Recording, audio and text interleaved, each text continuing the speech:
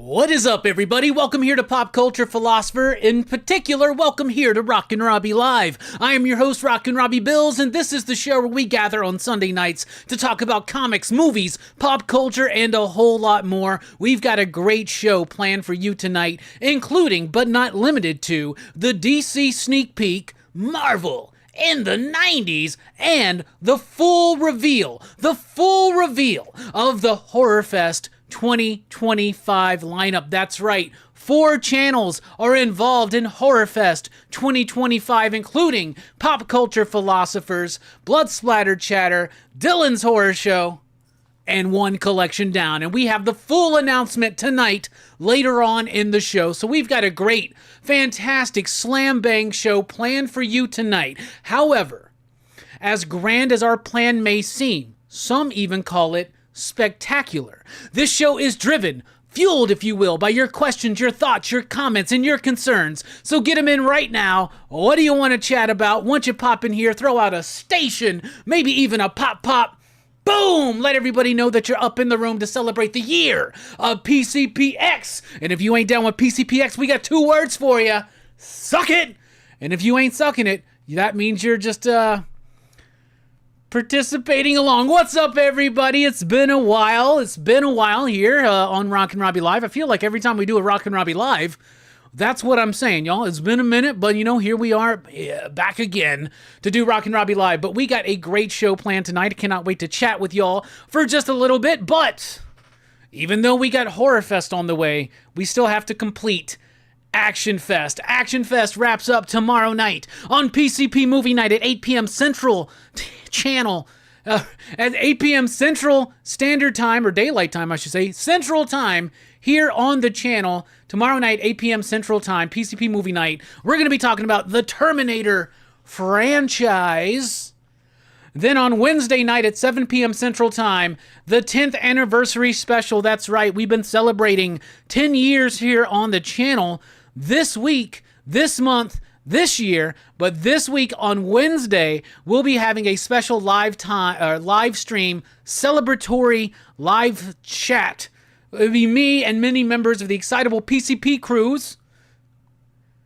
And then on Thursday night, we have my appearance on Blood Splatter Chatter. On his road to Halloween, we're going to be talking about Blood and Black Lace, the Mario Bava film that will be Thursday night at 8 p.m. Central Time. Also Thursday night at 6 p.m. Central Time here on our channel, we'll be hosting the monthly comic book review. So that's some exciting stuff coming up here on the channel. It's going to be quite a week. So let's go through that once again. Tomorrow night, the Terminator franchise to conclude Action Fest. Tuesday night, of course, will be the weekly comic book review. Wednesday night will be the Pop Culture Philosophers 10th Anniversary Special. And then Thursday night at 6 p.m. here on the channel, the monthly comic book review. Right after that, over at Blood Splatter Chatter, join me and Verno as we discuss Mario Bava's Blood and Black Lace. But I want to drive everybody's attention once again to the 10th Anniversary Special. That's going to be Wednesday night, 7 p.m. Central Time. It's going to be me, members of the Excitable PCP crew, and you in the chat. But we also got some special guests lined up. Here's a little bit of a tease of what to expect.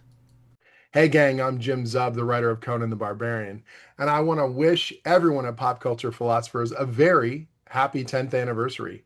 You guys are doing an amazing job. I check in with Rockin Robbie pretty much every week to find out what he's reading, and I love hearing from all of you about what you like in movies, toys, comics, pop culture, and everything else. 10 years in the pop culture space is well worth celebrating, and I really hope to see more anniversaries. 11, 12, 15, 20. Let's keep it going, gang. All right, Jim Zub is not the only one who wishes to congratulate us on 10 years. So find out more on Wednesday night at 7 p.m. Central Time as we celebrate 10 years of Pop Culture Philosophers. We now pause for station identification. I want to see those stations in the chat right now.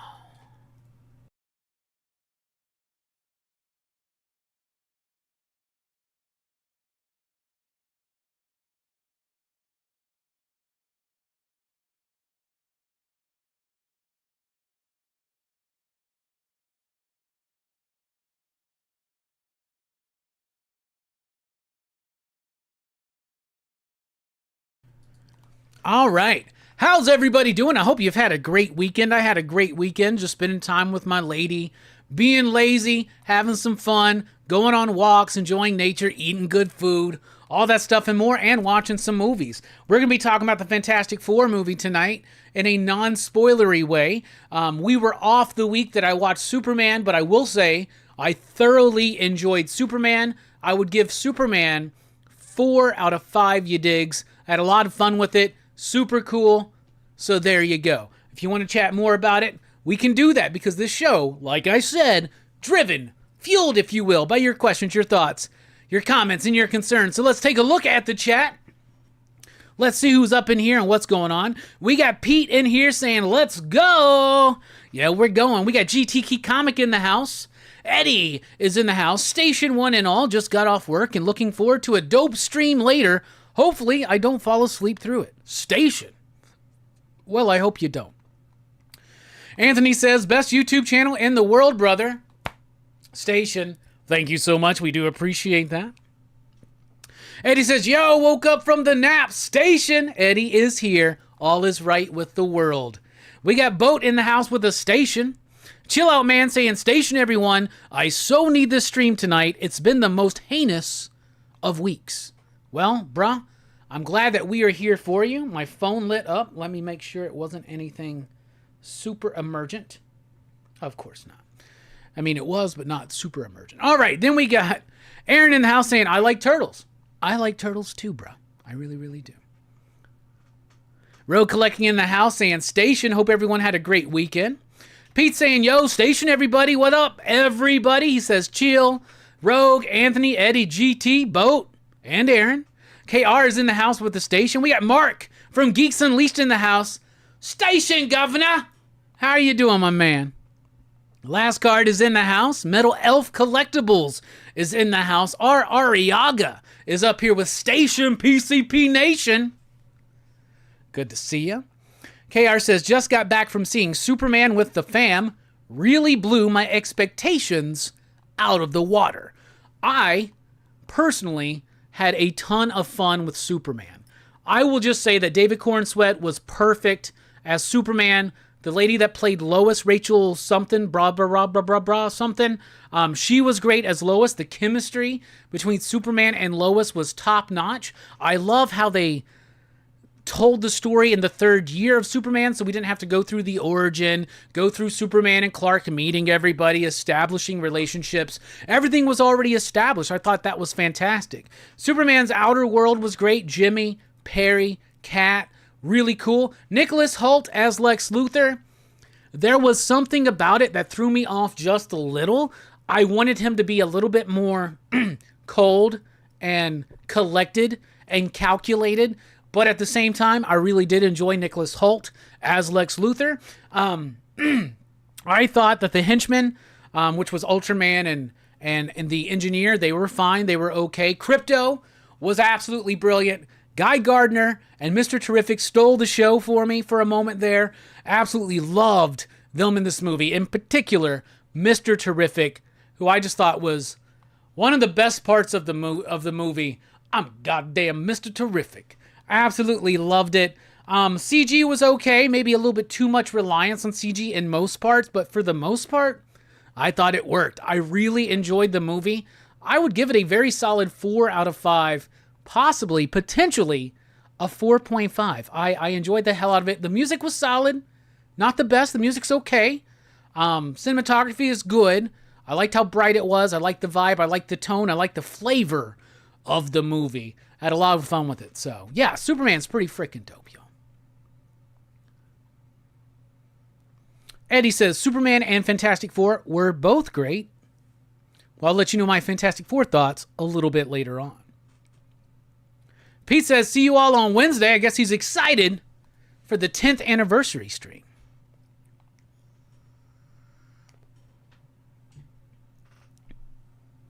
Let's see here. Our Ariaga says, 4 digs for Superman. Also went today to check it out. I'm not a Superman fan, but I definitely enjoyed it. Well, I'm glad that you enjoyed it and had fun. Everybody out there with their stations. What's up, William? How you doing? Eddie says, started reading Sphere last night after hearing you rave about it. Awesome. Sphere is my favorite Michael Crichton novel. Not my favorite Michael Crichton adapted movie. I think the Sphere movie is not that great, but I love the novel. I hope you have a lot of fun with it, Eddie. When you get done with it, let me know what you think.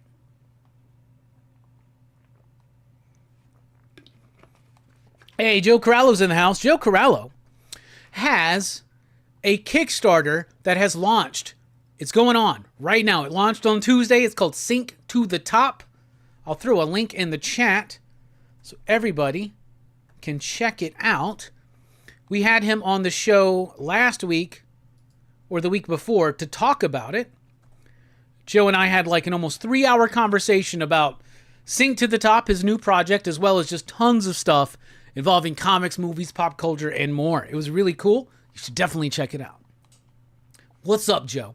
Joe says, I think I'd land on a 4 out of 5 for Superman 2.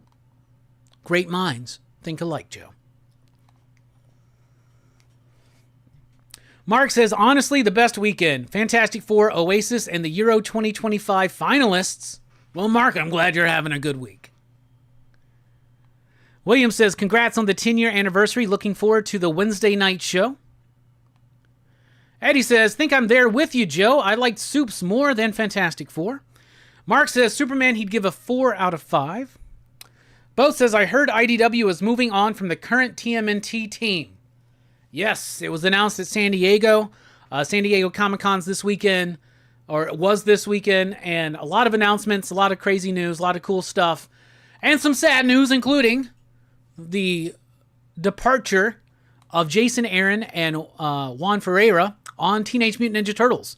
Teenage Mutant Ninja Turtles has become one of my favorite ongoing books. I think it's one of my favorite Jason Aaron books I've ever read. Juan Ferreira is just one of my absolute favorite artists, and he's been killing it. The team's been killing it. I've enjoyed it, and every single month on the monthly comic book review, we rant and rave about how much we love Turtles.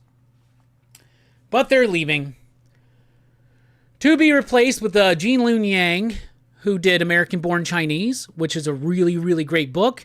He also won a bunch of Eisners with a book. I can't remember what it's called because I haven't read it.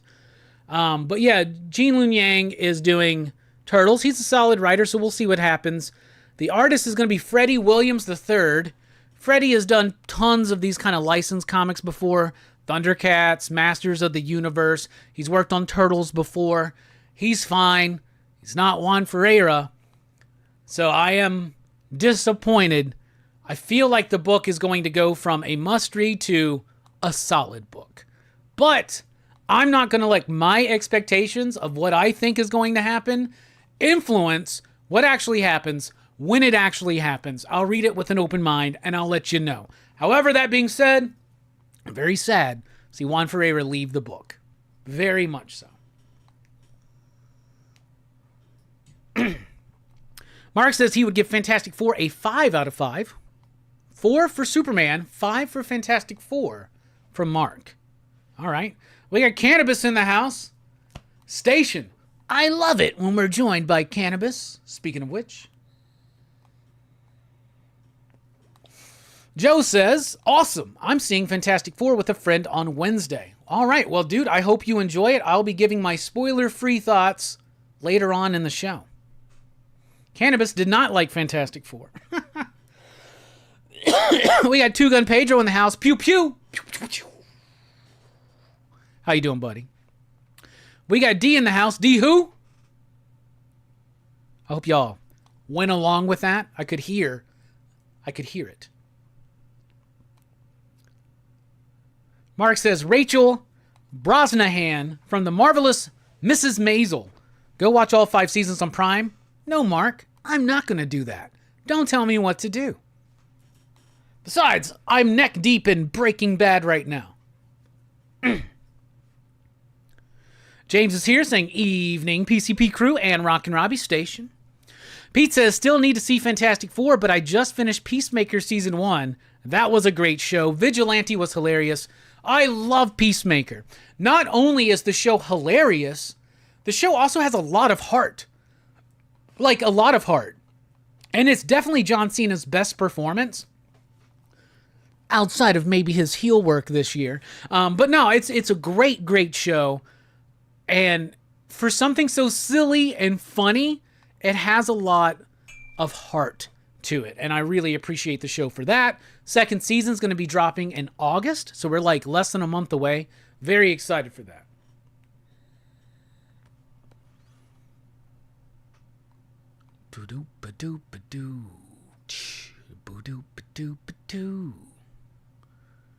I lost the chat. Here we go. D says Superman would get 7 out of 10 in PCP language. That's a 3.5 out of 5. D has not seen Fantastic Four. Pete says that was my rating as well. Totally agree. D says I feel like a lot of jokes fell flat for me. Eddie says love the 2 songs and Soups and the theme from Fantastic Four. Pete, talking about Superman, said yes, some of the jokes didn't hit like they should have in my theater. Dr. Doom's fan club is here. Stu, what is up, my man? How you doing? Station gang, Robbie, what it do, my dude? Is it FF review time? Let's go. Not yet. We'll be doing that a little bit later on. You know we can't just blow our load first thing. We got to pace it out. We don't want to be a motherfucking man. You know what I'm saying, man? Stu, you may be okay with being a motherfucking minute man, but I'm not. Though, let's be honest. It happens. Yo, we got Damien, Sleepy Reader 666, Station, my man. How you doing? Dr. Doom's fan club says, Eddie, the Fantastic Four theme is bananas. No, the Fantastic Four theme is fantastic. The shit is bananas. Bananas. Anthony says, rest in power, Hollywood, Hulk Hogan, brother. That's right, Hulk Hogan passed away. I know a lot of people got opinions about this shit. Like, as soon as it was announced that Hulk Hogan had passed away, I knew what my social media feed was going to look like. It was going to look like this. Hulk Hogan, my childhood heroes, sucks that you're gone. How dare you? Hulk Hogan is racist. Yeah, I understand that, but I'm just trying to say Hulk Hogan is racist. Yeah, man, I get it, but Hulk Hogan, I'm so glad he died. He's a racist piece of shit. Well, actually the people that know him say he's you're a racist piece of shit if you're sad that Hulk Hogan died. Blah, blah, blah. Boom, boom, boom. Pop, pop. No, no, no. Let me tell you how I feel. Hulk Hogan said some shit that is deplorable. Absolutely deplorable. We've heard the tapes. That's terrible. It's inexcusable. It's not cool. How is Hulk Hogan in real life? I don't know. I never met him, right? But what he said was deplorable. However, Hulk Hogan is the reason why wrestling exists in the form and fashion that it does today. The character of Hulk Hogan was very important to my childhood and many other childhoods out there as well. And a lot of us were very disappointed when we heard the deplorable, terrible things that he had said. It's hard to make excuses for it. In fact, you can't. It's absolutely detestable. However, Hulk Hogan, the character, the performer, has such an impact on pop culture. Definitely the most famous wrestler, professional wrestler of all time. Of all time. We wouldn't be here today in the wrestling business that we love without Hulk Hogan. But what he said was shit. Am I happy he's dead? Not at all. I don't think anybody deserves to be applauded for dying, especially people that have gone on racist rants, or including people, right? So that being said, I'll say this. What Hulk Hogan said was terrible. It's sad that Hulk Hogan is dead. Hulk Hogan died for a lot of people years ago, and then he physically died this week. That's all I'm going to say about it. A character that will be missed, and a human that is now gone, who has family and friends who are mourning him.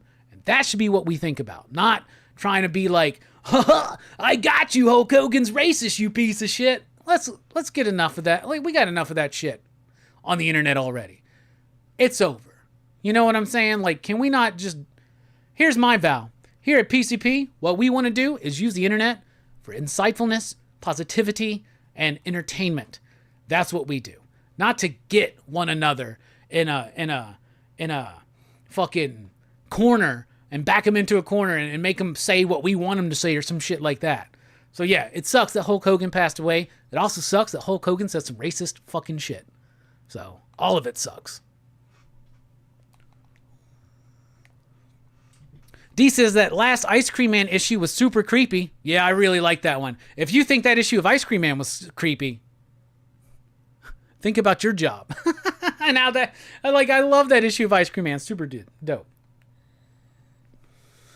Andrew says, what's up, Robbie? What book are you looking forward to the most this week? This week, Assorted Crisis Events. Probably the book I'm looking forward to the most. Home of the Brave comic news and review. I'm a dog owner and Crypto stole the show. Station. Fantastic Four was fire as well. CNSS 84 is in the house. What's up, man? How you doing? Raw Giver is in the house. How you doing? It's all good here. Eddie says, for sure, then I'll watch the movie. Never seen it either. Don't expect the movie to be good. Movie's not that great. It's not. Let's just be honest. Eddie says, it's been stuck in our head since we left the theater, talking about the Fantastic Four theme. Fantastic Four! It was a pretty fucking good music. We'll get to that. We'll get to it. Cannabis says, Sphere was the first Michael Crichton book I read. Loved the book. I read Jurassic Park next. Hell yeah. Road Collecting says, RIP to long runs. Well, we still got a couple. G. Willow Wilson on Poison Ivy is one that sticks in my head right now. I'm devouring this Gatorade. A little thirsty today.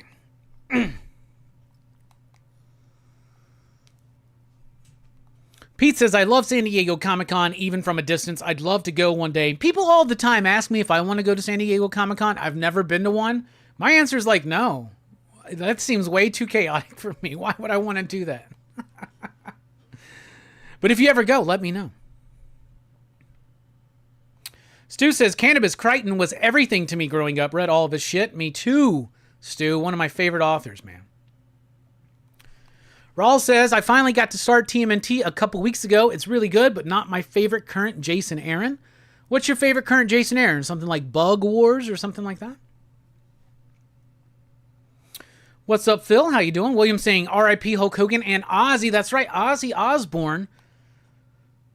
We had a lot of deaths. Theo from Cosby Show passed away this week as well. Man, yeah. Some major celebrity deaths this week. Going off the rails on a crazy train. Mr. Crowley.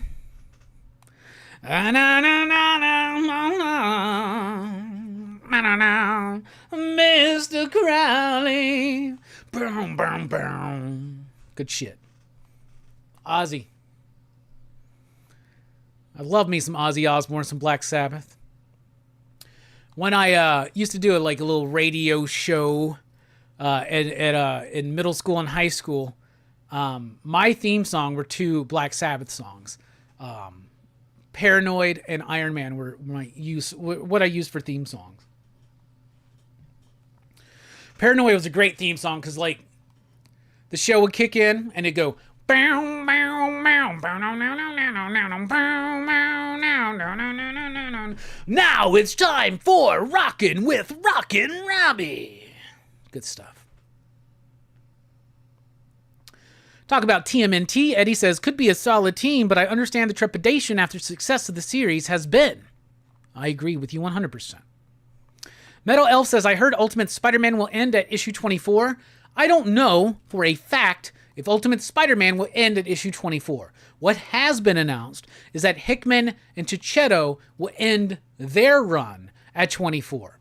So what's going to happen is that's 2 years, the maker's out from the world or the city or whatever the hell it is now, and we're going into Ultimate Endgame, which is Dennis Camp, Jonas Scharf. It's going to be the big maker coming back in the Ultimate Universe. But from what I am aware, what I've heard, the books will continue on, just maybe some with different creative teams.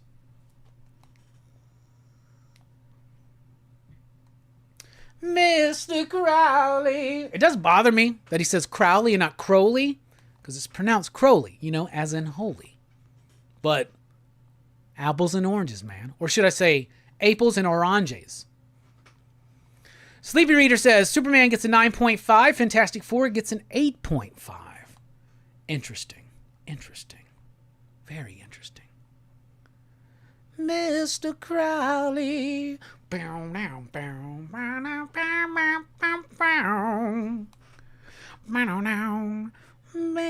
Crowley. Evil Face Bad is in the house. What's up?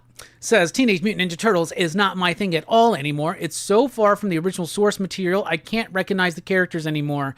I dropped the books a long time ago. Fair enough, bruh. Boat says, I've been looking into some defunct companies. Do you have any personal favorites from Ultraverse or CrossGen?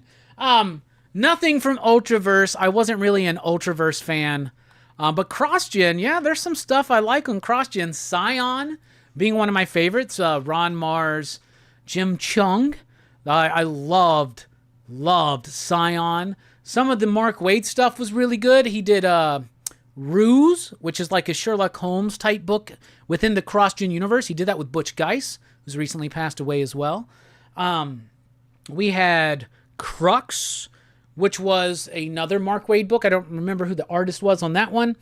We had Way of the Rat was a good one. The Path was really, really good. Samurai Tale.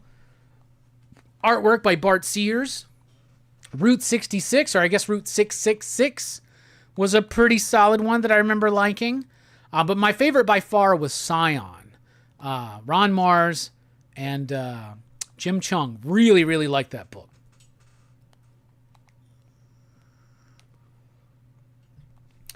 Dr. Doom's fan club says it was just great and long overdue seeing Juan Ferreira getting his flowers. Absolutely, I agree.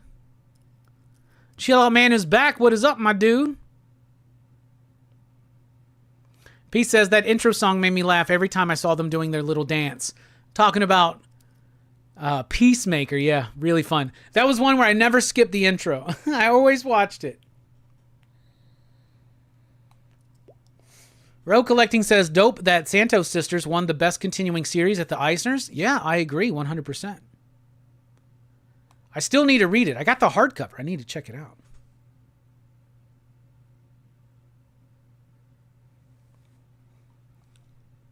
Eddie says, Superman had some better humor in my opinion compared to Fantastic Four. All right. Chill Out Man says, I watched the beginning of Fantastic Four but walked out because I was sober. I got to watch it the right way. Why watch it sober? Well, I mean, I was on an edible. But that's basically sober for me. Yo, Dylan from Dylan's Horror Show is in the house. Station, my man. Happy to see you here, man. And yes, R.I.P. Ozzy. Mr. Crowley. Do.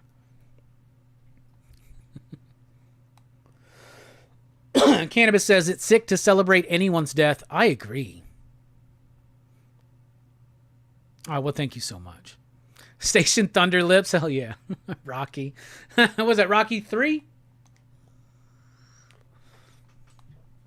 Evil Face Bad says Superman was amazing. Very comic book accurate movie. Most comic book accurate I've seen in a long time. 9 out of 10. Yo, we got Verno from Blood Splatter Chatter here. Station. He says, Station, y'all. Station all, y'all. Hulk Hogan was my first hero. I mourn the character 100%. Well, hell yeah. Jay is here with Hydrosylum Comics saying, Robbie just wants to heal the world. Station. Yes, we do. Chill Out Man says, I'm a black man from America, and Hogan is still great in my book. Thank you for everything, Hulk. R.I.P. I am a real American. Fight for the right of most every man. I fucking love that song. There's something inside of me that still like gets so fucking excited when I hear it. But y'all, I turned on Hulk Hogan a long time ago. In fact, it was around like, what is that? WrestleMania fucking 5 or 6 or whatever, when it was him versus Ultimate Warrior. I went with Ultimate Warrior, man.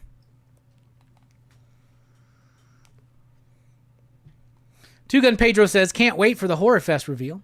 We got Eddie Von B in the house with a pop, pop, boom. How you doing, Eddie? What new Comic-Con info caught your attention? This, I guess some of the DC news, like this DCKO thing, it sounds so fucking stupid. But sure, why not? Let's try it.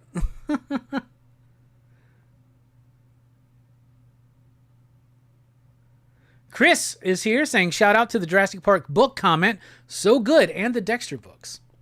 I have never read any of the Dexter books, but I do love Jurassic Park and Lost World. Mr. Nope is in the house. What is up, my dude?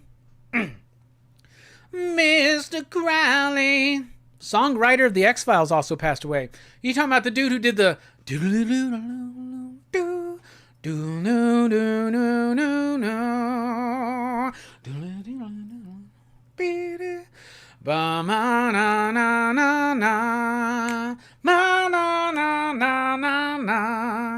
It's a great fucking theme song. That sucks. I didn't hear about that. Rawls says, Bug Wars is a very close second, talking about his favorite Jason Aaron comic currently. And I'd be lying if I wasn't absolutely over the moon with his work on Absolute Superman. Yeah, his Absolute Superman is doing pretty well, too.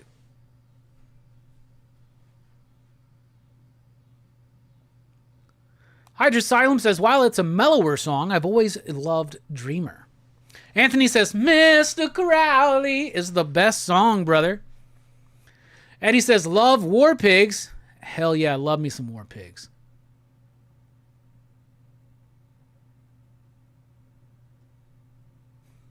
Lost my place in the chat. Let's find it now, man. CNSS84 says, celebrity deaths happen in threes. Isn't that what they say? That is what they say. Well, we've had 3. So maybe we can just chill out for a moment. Someone go check on Mel Brooks right now, please.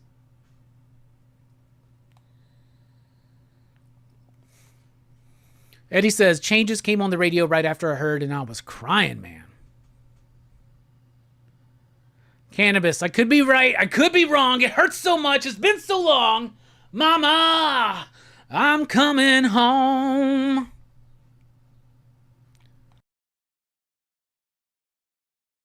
Chill Out Man says, we got to find some super chats. I need Robbie to sing some Ozzy tonight.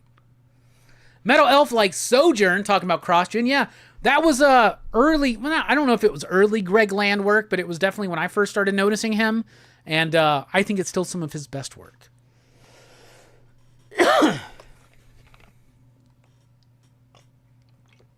Pete says, Jason's absolutely been killing Absolute Superman. I agree, Raw. The few most recent books with Brainiac were so dope. Sleepy Reader says, Ozzy and Sabbath, to me, that is really an ending of an era. Have you heard if there's any word on when The Last Mermaid and The Sacrificers is finally coming back? I'm dying over here. No word on either of them. I know that Little Mermaid or The Last Mermaid may take a little bit longer.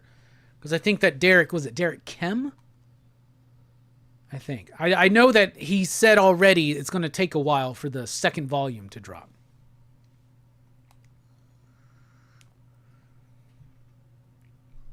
Sleepy Reader says, definitely you must read Santos Sisters. Eddie says, was just reading Santos Sisters at the beach this week in its comic greatness. Starscream's in the house. What's up, Station? Metal Elf says, Black Sabbath is what made me pick up the guitar. Ozzy's voice has been with me my whole life. It's like losing an old friend. Hell yeah. We have Frankenfrog in the house with the pop, pop, boom. We got to re-review Thunderlips one night. Where the hell are you at in Breaking Bad, dude? I am at the very beginning of Season 4. Season 3. I think one of the last times we talked, I was talking about how the beginning of Season 3 was a little bit slow, to kind of taking its time to get things back going. But then once it started going, it started going. And the ending of Season 3 was like, what? So I had to immediately start Season 4. I'm 2 episodes in right now. I'm fucking loving it. I am loving it. My trepidation that I had at the beginning of Season 1, gone. My excitement that I've had throughout Season 2 has been honored and magnified with where I'm at right now. And my slight frustration during parts of early Season 3 was totally fulfilled or turned around and fulfilled with absolute excitement by the end of Season 3 and the beginning of Season 4. And y'all, I'm ready to just keep plowing through Breaking Bad. Are there any good Terminator comics? Matthew, I'm sure there are, but I don't know what they are. I've never read a Terminator comic that I really, really enjoyed. There was it RoboCop versus Terminator? Was that the one Walt Simonson did? Walt Simonson did something, but it's been a while. The creator of the I Am a Real American entrance theme passed away 2 months ago. Well, shit, everybody's just dropping like flies.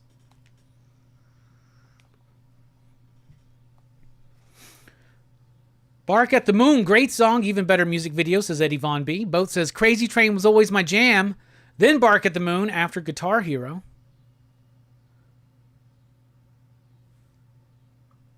Rawl says, Jason was kind enough to sign my #1 Bug Wars and Absolute Superman, and let me tell you, his signature in gold looks stunning on the Jim Lee cover. That's the next one I'm sending out for slabbing. Hell yeah.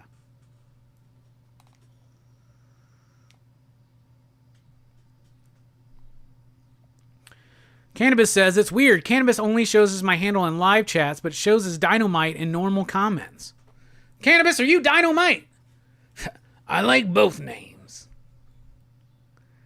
Will there be any absolute villain titles? Need some absolute Joker carnage. There is an absolute villain one-shot or some shit, Absolute Evil, coming out, where they're focusing in on, I guess, the absolute version of the Legion of Doom or something.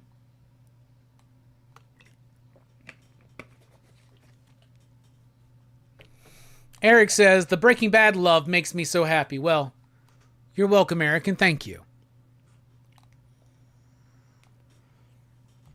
Do you like Saul and Breaking Bad? Anthony, I love Saul and Breaking Bad. And as soon as I'm done with Breaking Bad, I will start watching Better Call Saul. Because I love that character. I also love the character of Gus.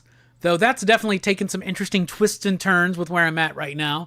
And I also am starting to grow very fond of, I believe the character's name is Mike. He's basically like Gus's enforcer dude.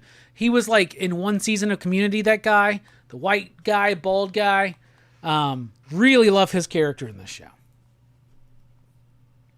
Yeah, Simonson drew it. Miller wrote it. Hell yeah. And Mike. There you go, Anthony. Yeah, Mike. I love Mike.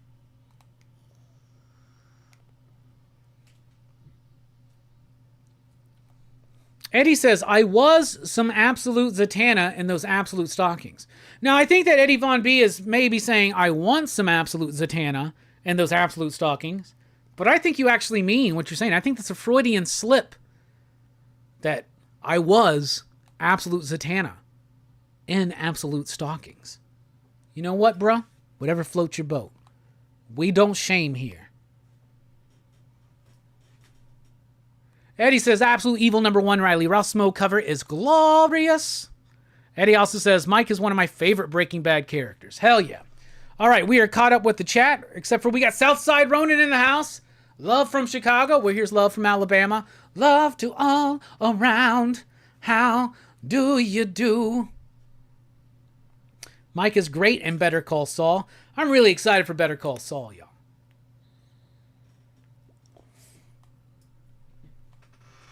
All right.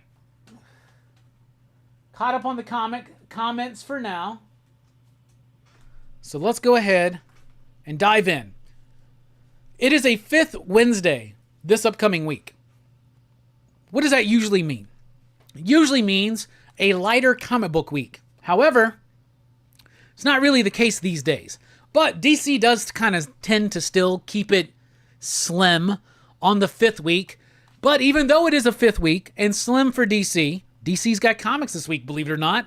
I have read what I wanted to read, and now it's time for your DC Sneak Peek. All right, we're going to start off with Superman #1. It's a facsimile, full-size facsimile of Superman issue #1. You know me and these foil facsimiles.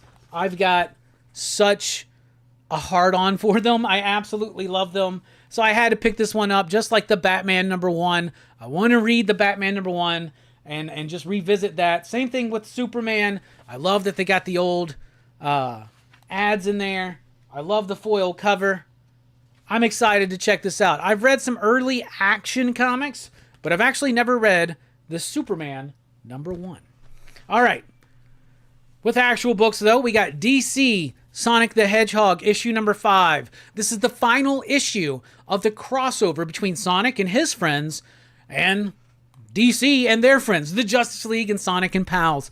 This book has been fun. I'm not even a huge Sonic the Hedgehog guy. Most of these Sonic characters, I don't really know. I know who Knuckles is. I know who Tails is. I don't know who Shadow is or any of these other people. It doesn't matter. I have been riveted with this book. It's not going to change your life. It's not breaking the medium of comics and shifting it around and doing something new and different with it. It's just being a fun comic. And Sonic is a very popular franchise amongst adults and kids. And whatever it takes, if you got kids that are into Sonic, get them this book, especially when they trade paperback releases, because these things like this, a kid would read this and probably really like it. I enjoyed it immensely, thought it was super solid. This is the end, very solid ending, and a setup for another potential series, and the sales have been so strong on that, they're definitely going to be doing that. Then we got Batman, The Long Halloween, The Last Halloween, issue #8. This issue was pretty solid. We got Becky Cloonan here on the art in this issue. I really like it. It's Batman, it's Gordon teaming up, trying to figure out who the new holiday killer is.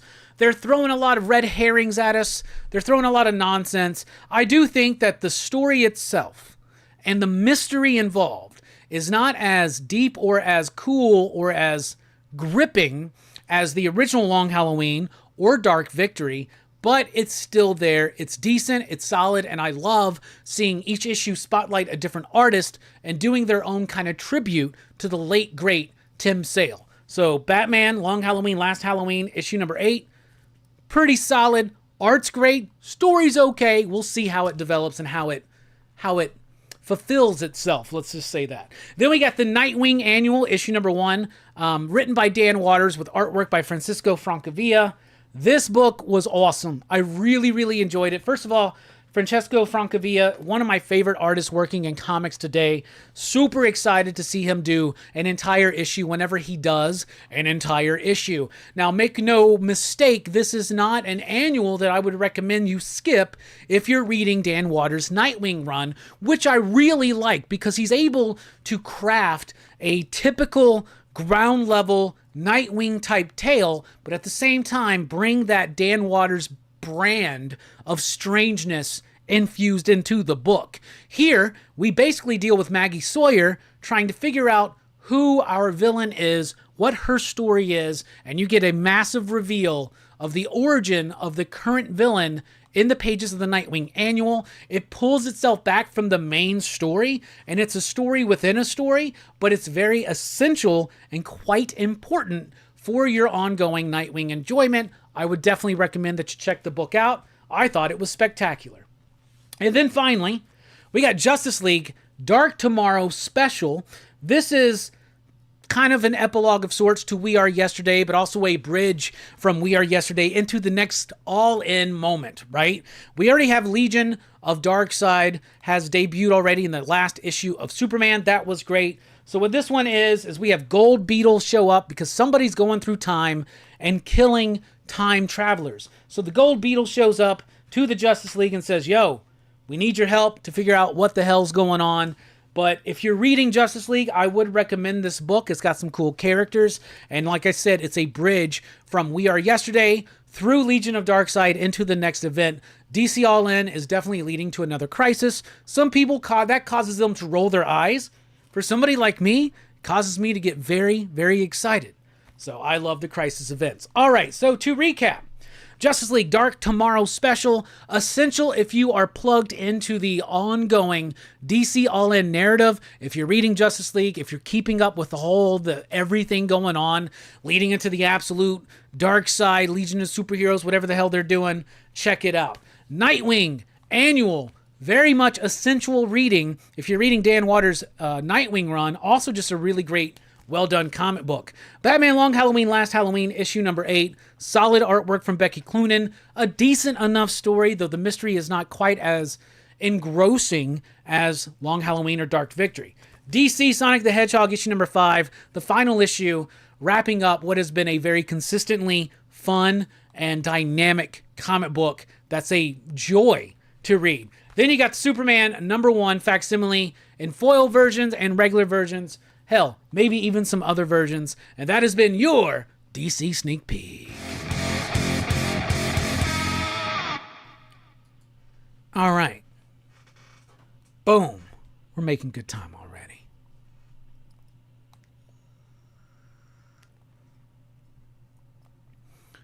All right. Hey, the artist formerly known as Jesse Say What is in the house. Station, man. How you been?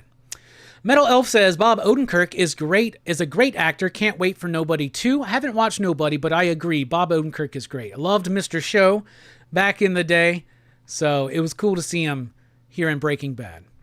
Metal Elf, yeah, shiny. I love shiny covers. Yo, we got Fable here from One Collection Down. Station, my man, how you doing?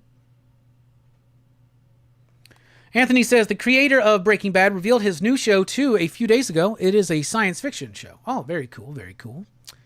Cannabis says, Keanu Reeves is Shadow. That's all I know. Well, that's pretty freaking cool. I've never seen any of those Sonic movies. I hear they're good. Maybe I should check them out. Anthony says, you ever read the Detective Comics run by Scott Snyder where Commissioner Gordon's son is a serial killer? Yes, Black Mirror. Really great stuff. Art by Jock and Francisco Francavilla. Yeah, I love that run.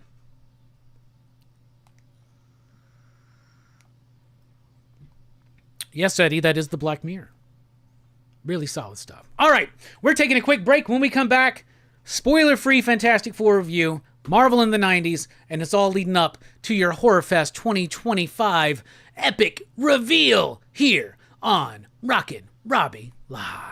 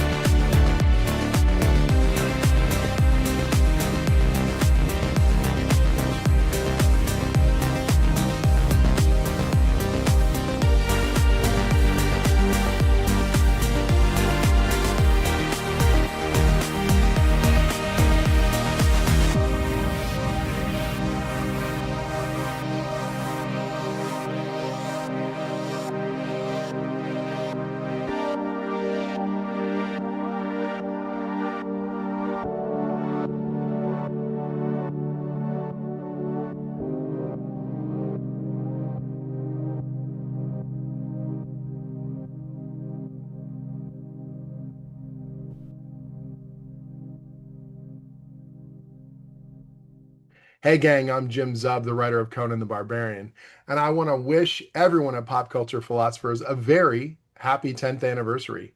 You guys are doing an amazing job. I check in with Rockin Robbie pretty much every week to find out what he's reading, and I love hearing from all of you about what you like in movies, toys, comics, pop culture, and everything else. 10 years in the pop culture space is well worth celebrating, and I really, really hope to see more anniversaries. 11, 12, 15, 20. Let's keep it going, gang.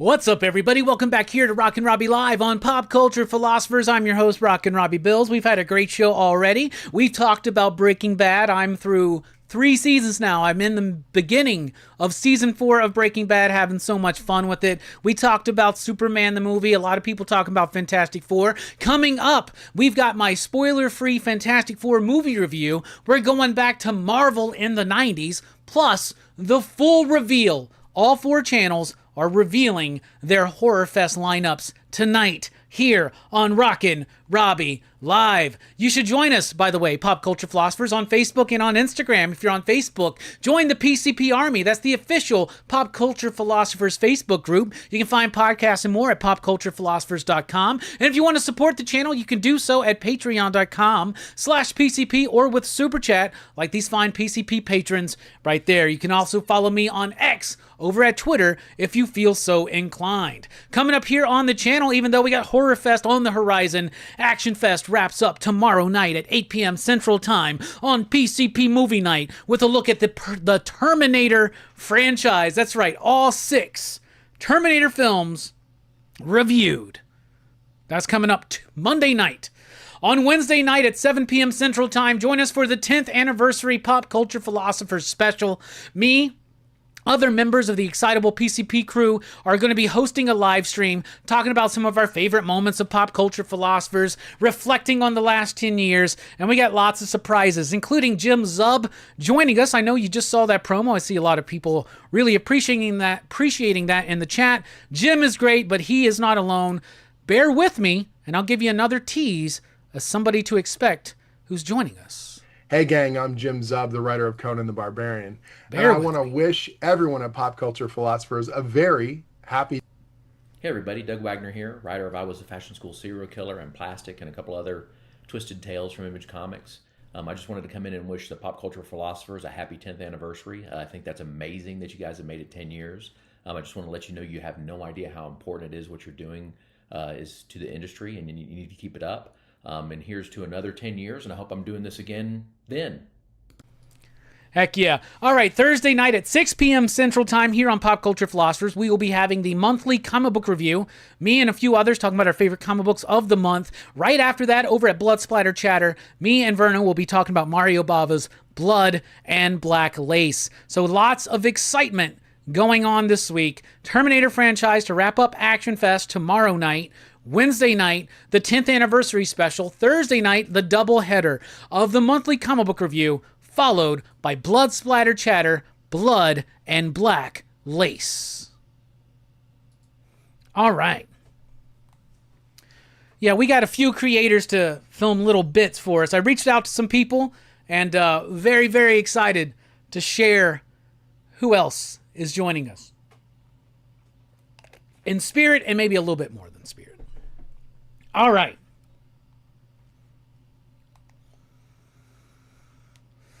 Smoke 'em if you got 'em. Metal Elf says, quit bogarting all the weed, Robbie. Man, that's right. Puff, puff, pass. That's right. Chill Out Man says, I'm naming this joint Ozzy Mania. Eddie says, gonna hit the pen when I'm done cooking. Cannabis says, I keep it elevated. Hell yeah, you do. Chill Out Man, I agree with you, man. We don't judge, Eddie. We don't judge. Eddie says, Jim is a real one for this. Cannabis says, gotta feel the chlorophyll. Anthony says, nice Jim's Up promo, brother. Well, thank you so much. Pete says, hit it while you cook. Be a real chef. Eddie says, we used to drink and smoke when we cooked in some of my jobs. LOL. Chill Out Man says, kids, go outside. Daddy gotta cook. All right, Eddie. Peace out, man. We'll catch you on the rewind, man.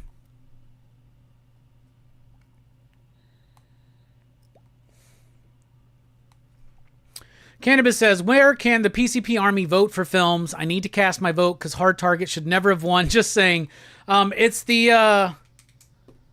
That's in the PCP Army, the Facebook group, PCP Army. No, William, no Mark. I reached out to Mark. That asshole never got back to me. Son of a bitch. He still has time, though. But he should have. He should have for sure.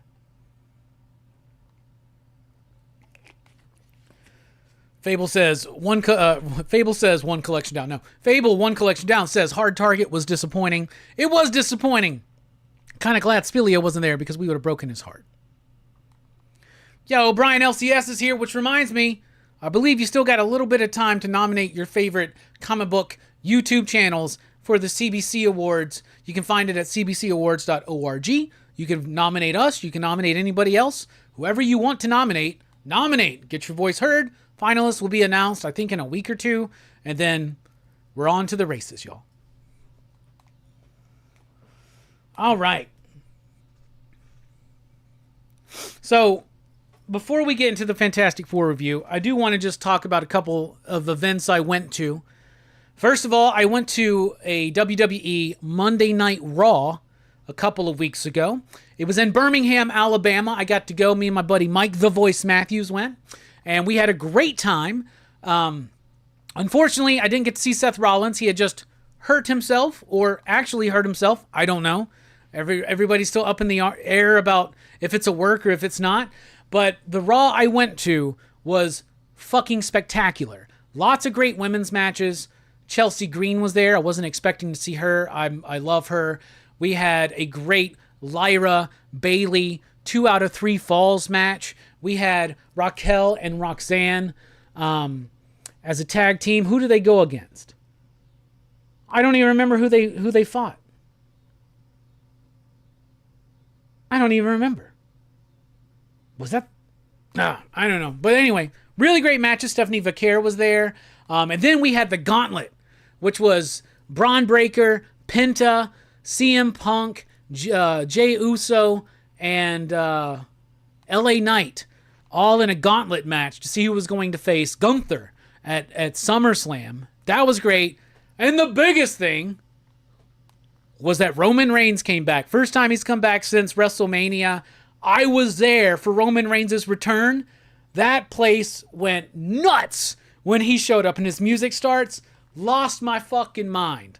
I loved it. It was so much fun. It was my first Monday Night Raw I ever went to live. It will not be my last. Had a lot of fun. So thank you, Mike, for that.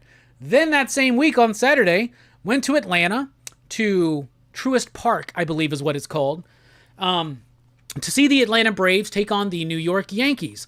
Now, I am a huge New York Yankees fan, and at the end of the month, in August, I am going to New York. However, the Yankees are not going to be in town. I do have a scheduled tour of Yankee Stadium, so that's cool. But me and Mike decided, well, if we can't see the Yankees in New York, let's see them in Atlanta because they're coming this year. So, first of all, I had never been to the new Braves ballpark. Last time I saw the Braves, they were at Turner Field. Now they're at Truist Park. So we went there. Nice ballpark, really cool. We sat right behind home plate, a couple levels up.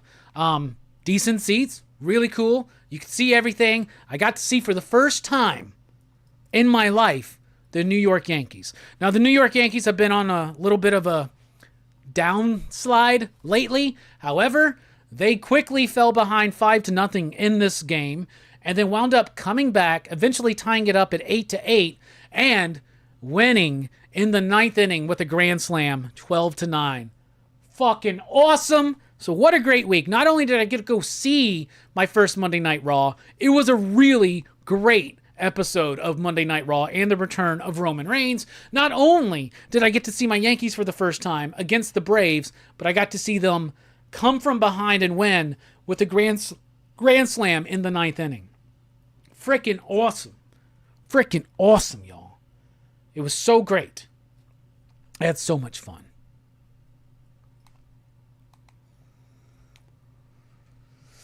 What are my opinions on J. Michael Straczynski's Spider-Man? I think J. Michael Straczynski's Spider-Man is okay. I don't quite get into it as much as other people do. I think there was a lot of promise at the start, but I didn't necessarily like how the Totem Ezekiel stuff kind of wound up.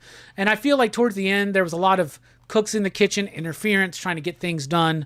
And all in all, it just kind of falls apart for me. So J. Michael Straczynski's Spider-Man run, I think it's okay. If I had to, I'd give it a 3 out of 5 you digs. Brian letting us know that nominations close August 2nd. So this is the last week to nominate your favorite channels over at cbcawards.org. I'll throw that link in the chat.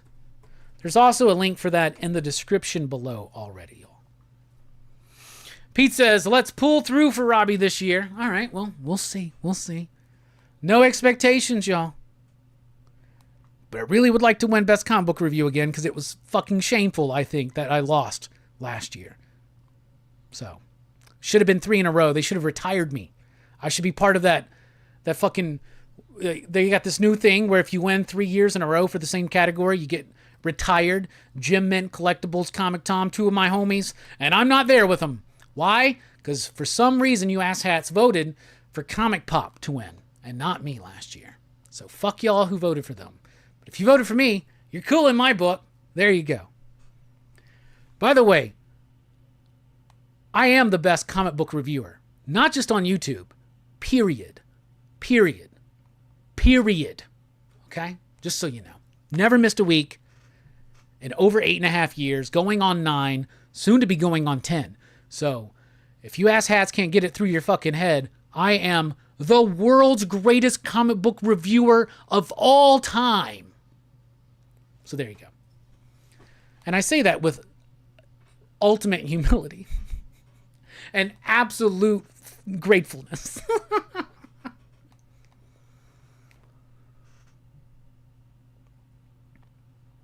Southside said, WWE, get the fuck out. Promos were the only good thing out of the logo change for me. Okay. Cannabis says, remember, you can cast multiple votes. One collection gets one from me for True Romance. Hell yeah. Brian says, boo Yankees, let's go Mets. How about that, Brian? You allowed me to lose the best comic book review, so didn't realize you're a Mets guy either. So how about that, Brian? There you go. Right there. Yep, we're not going to be nominated for any CBC Awards this year, guys. Just wait and see. Just joking. Just kidding, Brian. Brian's cool. I like Brian. Fuzzy, what is up? Omega Slice, what is up? Yo, I thought I was late, but I guess it was just break time. Yeah, man. You know, you got to have break time every once in a while.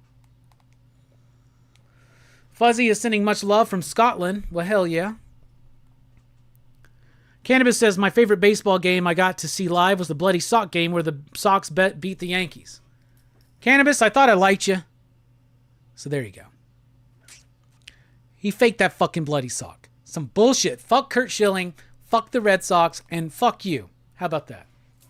I'm not bitter. I hope y'all know I'm just kidding. Anthony talking about the JMS Spider-Man. I agree. I think it was mid. No hate. I enjoyed it. I liked some concepts like Peter becoming a school teacher. Yeah, that was great. And then they didn't really fucking do anything with it, right? I love the 90s Spider-Man cartoon, man. Come on. Pete says, let's go, PCP Army. Mega Slice says, what about Taboo Spider-Man book? The dude from Black Eyed Peas. Which one did he write? Did he write a spine-tingling Spider-Man? If that's the one he wrote, it's all right.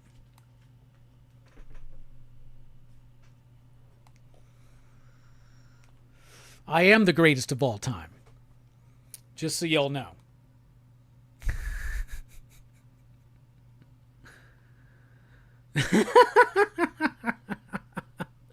Adam Stoner's here. I want to get into TMNT Comics. Point me in the right direction.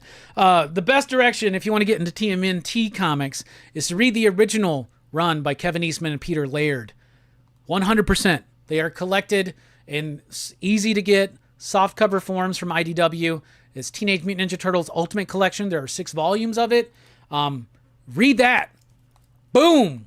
You're good. You're good. Then there's some stuff afterwards. I would recommend, they're not really collected, but you can find them, and you can find them not too expensively, but some of the issues by Rick Veitch, I would recommend those. Outside of that, the newest IDW run, and I'm not just talking about since Jason Aaron took over and then eventually Juan Ferreira came in. I'm talking about since the original issue #1. They went 150 issues, just recently reset the numbering, but continued the story. That entire run's pretty solid. But the #1 place to start reading Turtles is from the beginning.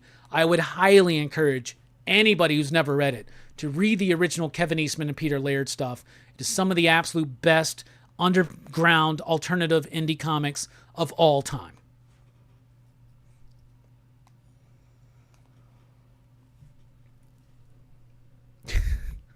Fussy says, The latest TMNT series, it's spectacular, only 10 issues in. Yeah, that's a really good one. But I would read the Eastman layered stuff. William says, Robbie, which FF cartoon DVD collection should be bought? Bruh. So I have two Fantastic Four cartoon DVD collections. There have been 4 Fantastic Four cartoons. The first 2 I don't believe are on DVD right now, but I want them. If they are on DVD, I need them. My favorite Fantastic Four cartoon is the original one. I think it was Hanna-Barbera. It's fucking awesome. It's like 1960s. I used to watch it on Cartoon Network. When Cartoon Network first came out, they would play a lot of the old school stuff. I fucking love that cartoon. I love it so much, but I don't have it on DVD. I don't think it's on DVD. Then they did the second one where they replaced Human Torch with Herbie.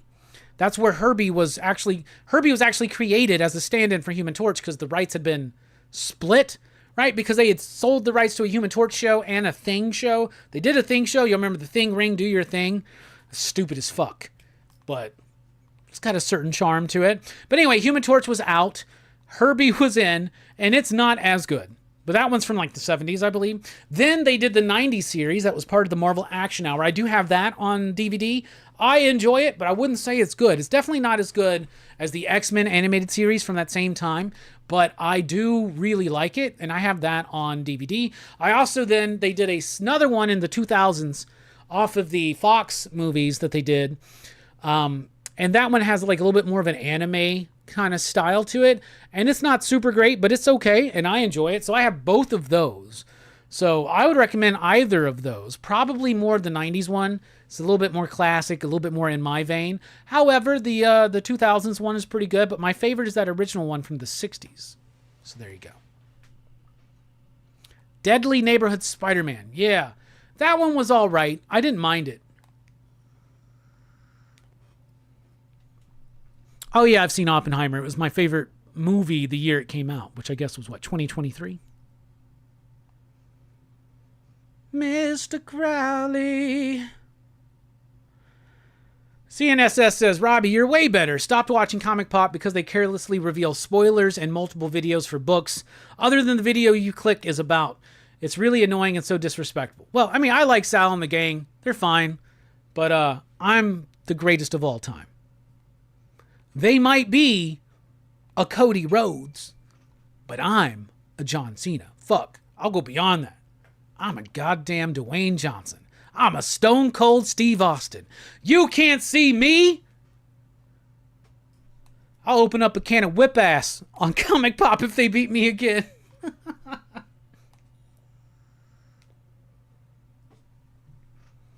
William says 66FF is available on DVD if you know where to look. I have that with all the 66 Marvel collection. Well, hell yeah. Thank you, Chocos. Cannabis says, oh, you're a Yankees fan. I got 2 words for you. Suck it. I will gladly suck that Yankees dick, man. Let's go.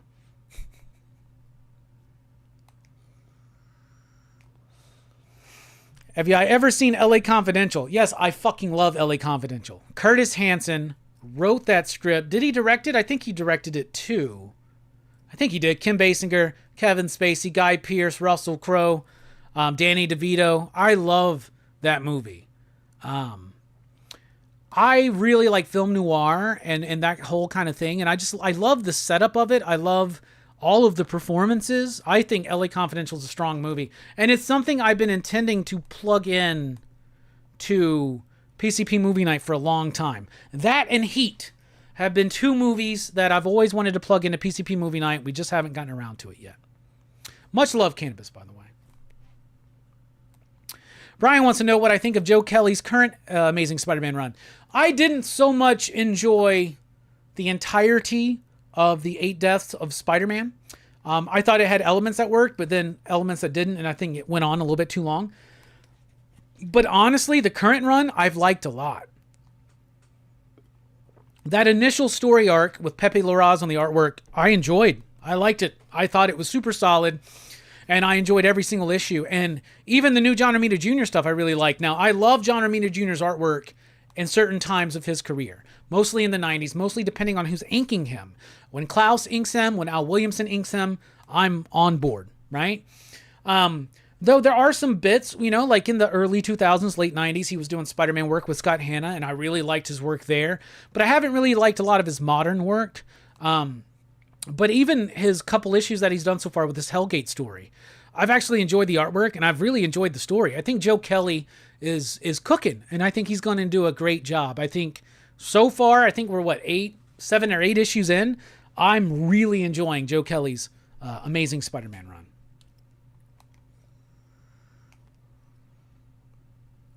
Yeah, he also made 8 Mile. Guy Pearce killed it. Hell yeah. Didn't he also do Hustle and Flow? Curtis Hanson? I think he did Hustle and Flow too.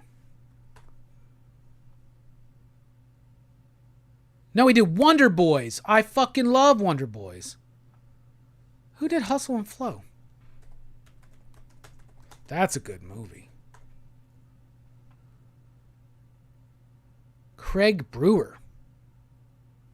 I was completely wrong about that one. Huh. Craig Brewer is definitely not Curtis Hanson. Anyway, Wonder Boys is amazing as well. You forgot Terry Austin, who inked JR art. No, I didn't forget Terry Austin. I just didn't mention it. There you go. Cannabis says, I like Braveheart, but Apocalyptica was my favorite Gibson film. Interesting. Very interesting. Metal Elf says, Heat is amazing. Brian says, Heat is so good. Heat is great. And I do like Braveheart. I think Braveheart is great. Pepe's going to be coming back, Brian, I believe. Because Spider-Man is double shipping, there's definitely no way that Pepe can do 10 issues in a row. And I would imagine he's coming back after the Ramita arc. But he may not, because Marvel doesn't like keeping consistent art teams on books, it seems. Unless it's John Romita Jr.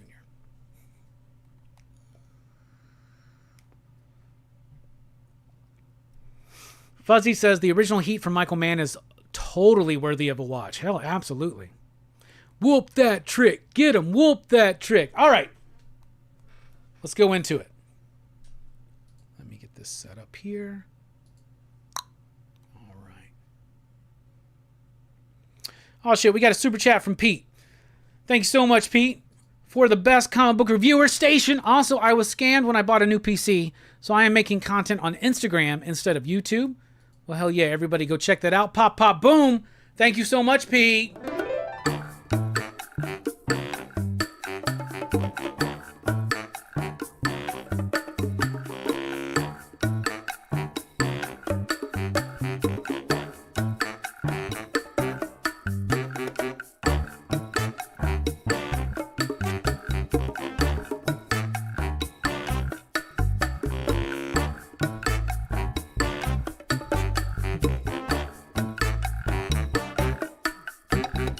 Let me tell you about this little man I know. His name is Hellboy. He was sent to the earth some long time ago to save it or destroy. Brought to this earth by Rasputin, son of a demon and a nana who had a sex with the demon, but was raised by Professor Broom. Now he fights evil and monsters. Shit! Now he fights with a man who's a fish named Abe. Now he fights with a fire starter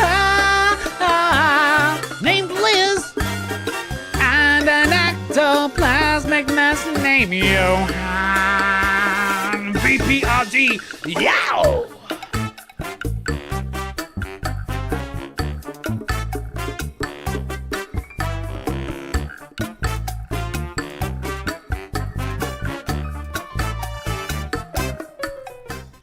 Thank you so much, Pete, for the super chat. It really does help keep the lights on. And I mean, literally, the lights here in the studio. Thank you so much. It's $5 on the PCP utility bill. We appreciate it. All right. It's time for my spoiler-free thoughts on Fantastic Four. Now, you know that I am a huge Fantastic Four fan. I have been reading the comic pretty much my entire life. Since I was like 5, 6 years old, it's been hard to not read Fantastic Four. I love these characters. I love this world. What do I think about the movie? Well, let's get right into it. Spoiler-free, Fantastic Four.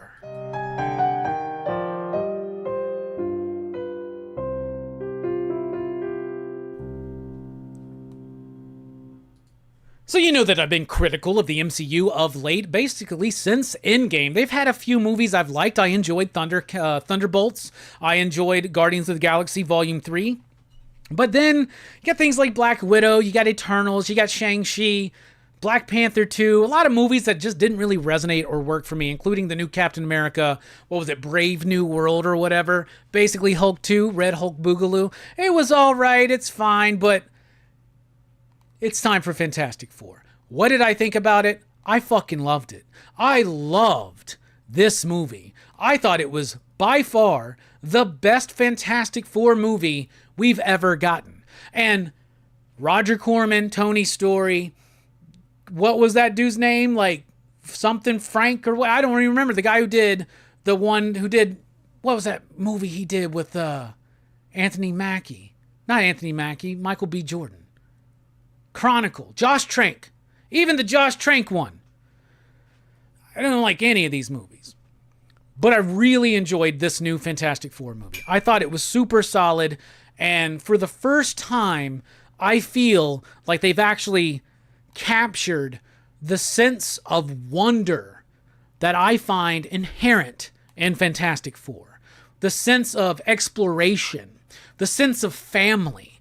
I freaking loved it. I love that the movie is set in a retro future version of the 60s. Because even though you got the retro future production design, which is amazing, you also got a very authentic, yet at the same time old school and mythologized New York that works so well for me. The costumes, they work fine. The characters themselves work fine. I love the Fantastic Car. I love the idea that New York feels so key to this movie. And as well as all this technology, but at the same time, it still feels slightly grounded. Mostly because of these amazing performances, right? So we got Pedro Pascal as Reed Richards. I was kind of nervous about this movie because of this casting. I didn't think that Pedro was going to be the best actor for this movie. However, it totally works. He, to me, was so authentic as Reed. He is able to play the absent-minded professor thing, but you feel the love he has for Sue and Ben and Johnny and the responsibility that he feels. This was totally Reed Richards portrayed on screen very accurately.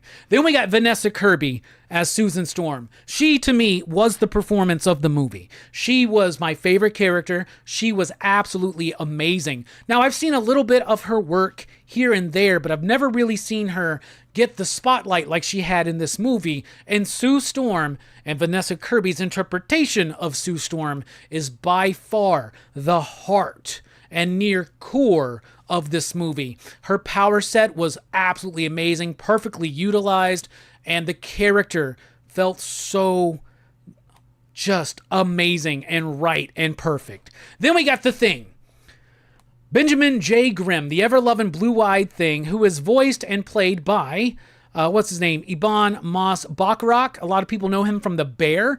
I've never seen The Bear, so I've never seen anything with him. But his voice, when I first heard his voice in the trailer, I was bothered that it wasn't some kind of gravelly, right, what a revolting development, that it wasn't one of those kind of voices. But it was also a very genuine, authentic performance that I thought 100% worked, and he was a highlight of the movie as well. Joseph Quinn, who we know as our favorite D&D metalhead from the last season of Stranger Things, played Johnny Storm the Human Torch. Johnny Storm is a character that in a lot of movies, a lot of people know that he's a jokey kind of guy, doesn't take things too seriously, and they play it up. Like one of the best parts of those Fox Fantastic Four movies was Chris Evans as Johnny Storm.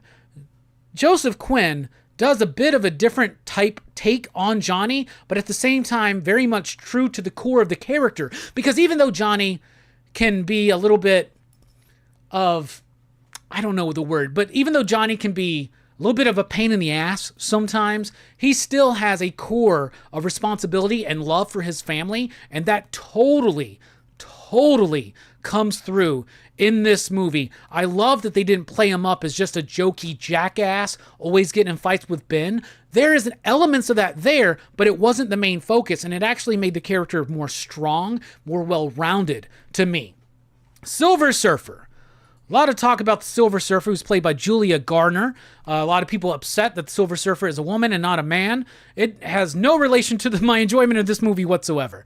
Of course, we already know this, but it's Shia LaBeouf. This is set in a different universe than your typical MCU movie. It's set in Earth 828, which just so happens to be Jack Kirby's birthday, August 28th.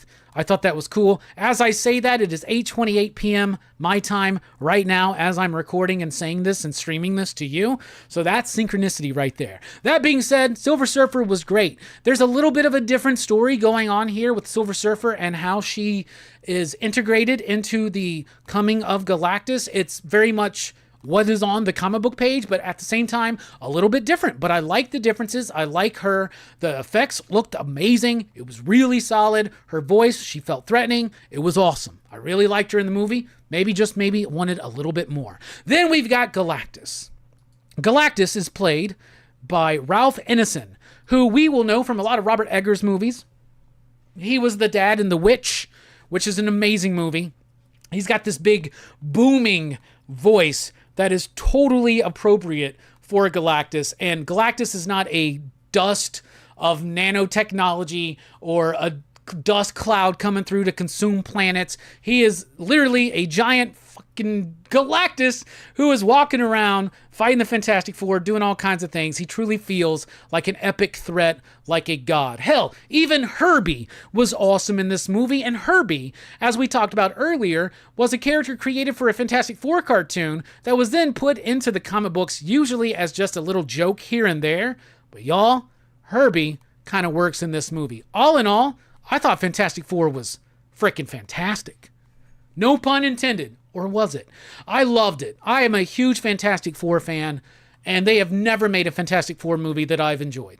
Seriously, the story films, the Trank film, there are elements of them that I like. There are things that I find to like because I have to find things to like.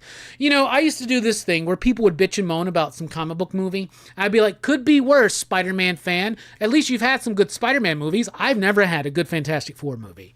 We now have a great Fantastic Four movie. The characters were spot on. The setting, the setting, and the fact that it's like 60s New York. It's got that retro feel. Matt Shankman, I believe, is the name of the director, who also did WandaVision. Had kind of a little bit of a same kind of flair, similarity there, but this one really leaned into it super heavily. There are a lot of Jack Kirby references in this one. And I'm not just talking about the visuals, I'm talking about the actual characters, the way they work. This is the most Jack Kirby influenced Marvel movie we have ever gotten. And there's a nice little tribute to Jack Kirby in the movie, a few of them in the movie, and then at the end, before you get the very last post-credits thing, there's a quote from Jack Kirby. I thought that was freaking awesome.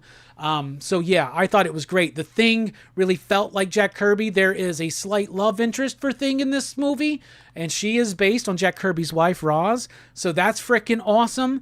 I loved it. I thought the effects looked great. Some moments where you're like, oh, that's CG, but like nothing that pulled me out of the movie. I honestly think Superman had a little bit more of a reliance on CG. This one felt more practical. Even though there's a lot of CG in it, it didn't bother me. The Thing looked great.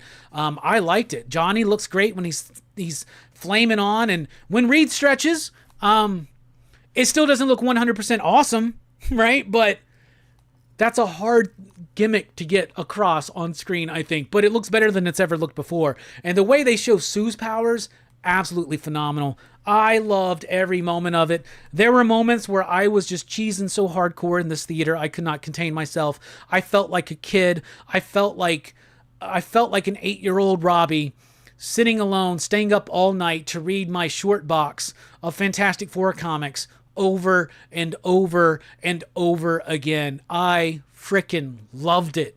It was such a heartfelt, true to the source, true to the vision of Jack and Stan, and true to the core of those characters. Reed was amazing. Sue was amazing. Johnny and Ben were amazing. I would have liked a little bit more Ben and Johnny. And also there's some other little villains and references to villains thrown in there. Unfortunately, John Malkovich did get cut out. He was supposed to play the Red Ghost, but you can tell the scene that he was supposed to be in. You get to see the Mole Man. I like how it starts. Just like Superman starts in year 3, this starts in year 4. Appropriately so. There is a post-credits thing and there's a mid-credits tease. The mid-credits thing is a big deal. A lot of people are really going to like that. The post-credits thing has no bearing on anything to come in the Marvel Universe or anything related to that movie, except for it's just a nice little kind of fun bit. And so if you're a hardcore fan, definitely stick around for that. All in all, I loved it. Also, the music.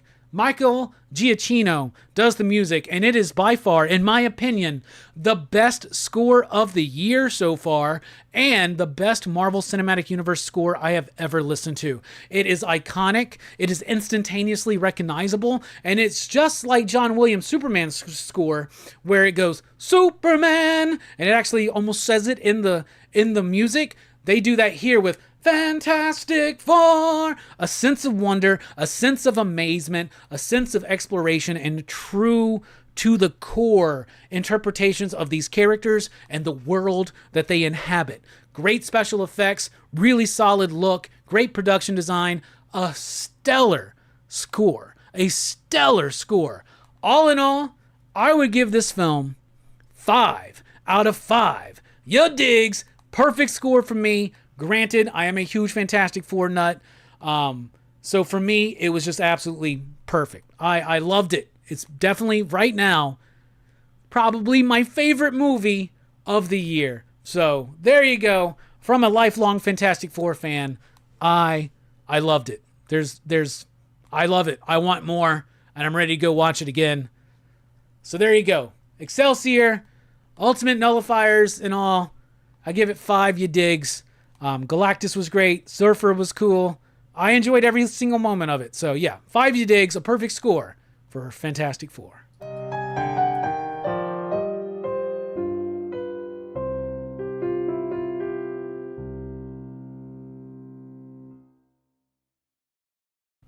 All right. Let's take a look at the chat.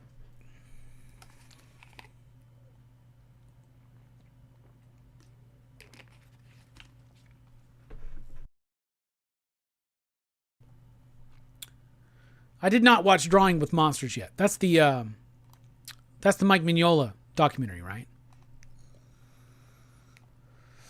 Yeah, I got hope for Punisher Red Band.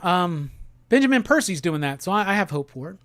CNSS says, whoa, PCP Movie Night hasn't done Heat yet? That would be a great episode because there's so much plot, technical production details to discuss.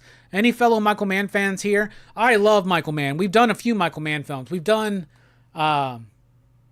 we did... What did we do? This year we did Thief. What did we do last year for Michael Mann? Collateral. There's still more to go. I'm a huge Michael Mann fan. Cannabis says, Fantastic Four did not work for me at all, but to each their own. Omega Slice says, does Jessica Alba make a cameo at all? If so, I might watch. I don't think so. Corman's FF actors appear in the film. I know that they appeared in the film, but I didn't notice them. Dylan says, what's up, Dylan? Dylan says, Pedro was fantastic at Reed. Perfect casting. I agree. He was great. Dylan says, I mostly know Kirby from the Mission Impossible films, the last 2 movies, but she was really good in Fantastic Four. That's pretty much what I know her from as well.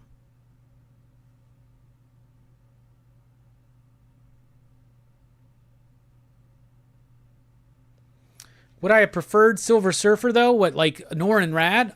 Honestly, it doesn't matter to me.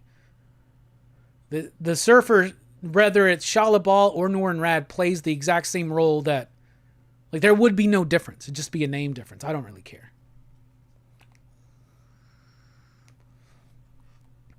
Do you think FF is better than Superman? Yes. I like it better than Superman, but I think Superman is great, and I think it's Kind of almost unfair to compare them, but at the same time, I understand why we're comparing them. But yeah, I would say Fantastic Four was better, at least for me. But I loved both of them. Dylan says, Robbie's dream finally came true. We got a great Fantastic Four movie. Dylan says, I absolutely love Fantastic Four. I liked it even more than Superman. Hell yeah. Metal Elf says, great news. One Collection Down says, Giacchino directed the Werewolf by Night special. Yes, he did. And they should let him do another one. Or maybe even put him on the Blade movie. Now that he's done the Fantastic Four score. He had to do that for sure, because that was one of the best fucking scores in a superhero movie since, like, Spider-Man. Yo. John Williams, Danny Elfman, Michael Giacchino. There you go. I would love to see more directorial work from him as well, Fable. I'm on the fence with Fantastic Four because of the last two. Worth seeing in IMAX? Yes, GP. I would recommend it. I saw it in IMAX and I loved it. Joe says, I was at Comic-Con and I got the first edition King Solomon #1 by Titan. Jeff Loeb's Conan was cool. All right. Hell yeah. All right. I loved Fantastic Four. 100%.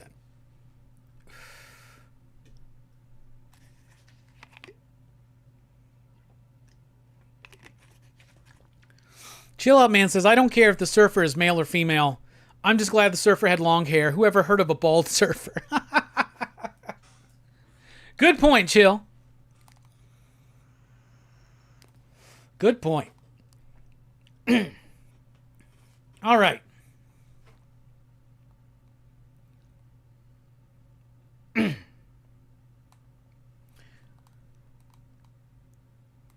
All right, y'all. Fuck. I fucked that up.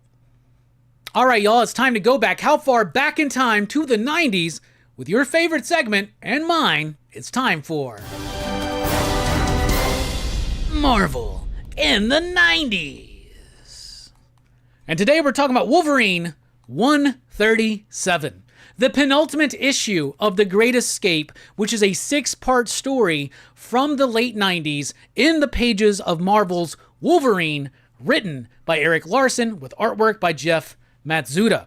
Now, we've already been going through this book. What has been happening? Wolverine, well, first of all, there's a woman who is part of a prison world. She's a prisoner in prison world from the Collector, and she is able to inhabit people's bodies. She makes her way to Earth. She takes over Wolverine's body, tests his mettle by having Wolverine go up against a lot of heroes in the Marvel Universe, convinces them to go into space with her to free all the prisoners from this prison world. Just so happens the Starjammers are there, and in the last issue, we find out that the Starjammers have information that makes them want to stop Wolverine's plan to overthrow the Collector and free this prison world.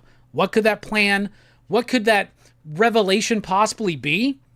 Well, we're going to get it here in the pages of Wolverine 137. All right, we kick off where we left off. Wolverine is a prisoner, and he's trying to convince these prisoners to team up with him during a prison breakout, right? So a prison break is in the works, but now all of a sudden, we got the Starjammers working with the Collector. Now, we don't know why. We just know that they know something that Wolverine does not. All right, so once again, we got our credits. Eric Larson writing, Jeff Matsuda on the pencils, Jonathan Sabal on the inking. Then we got Mark Bernardo on the colors, and of course, Richard Starking's Comic Crafts, and Oscar on the lettering. All right, this was a pretty solid issue. I went back and I reread the first 4 issues leading into this, and it kind of helped it flow a little bit better because it's been a few weeks since I read it. But basically, this dude is Torgo, and he's like the Collector's #1 security enforcer. Now he's running around with Corsair and the rest of the Starjammers, and they're all just talking shit. And he's like, you know, you're gonna help us stop Wolverine. He's like, only because we know something that he doesn't. Well, what is that? Well, meanwhile, Wolverine is trying to find Arya, who is the woman, the alien, who's able to jump from body to body. She can put her consciousness in another person's body, but she's got she's been recaptured, and Wolverine is now broken out, and he's trying to find her, and she has an inhibitor collar so that she can't jump from body to body. She's being, basically, these dudes are talking shit to her. Wolverine jumps out of the air ducts and takes out the dudes. It's decent enough artwork. When I was rereading it, you can definitely tell that there's a little bit of a rushed, clumsy sloppiness from Jeff Matsuda as the issues progress. But I digress. Wolverine comes in, saves the day, helps free Arya, knocks out the dude. Total cool throat chop right there. Really great stuff. And then Arya's there, and they make a plan like, we're going to free everybody. We're going to do it. We're going to go forward.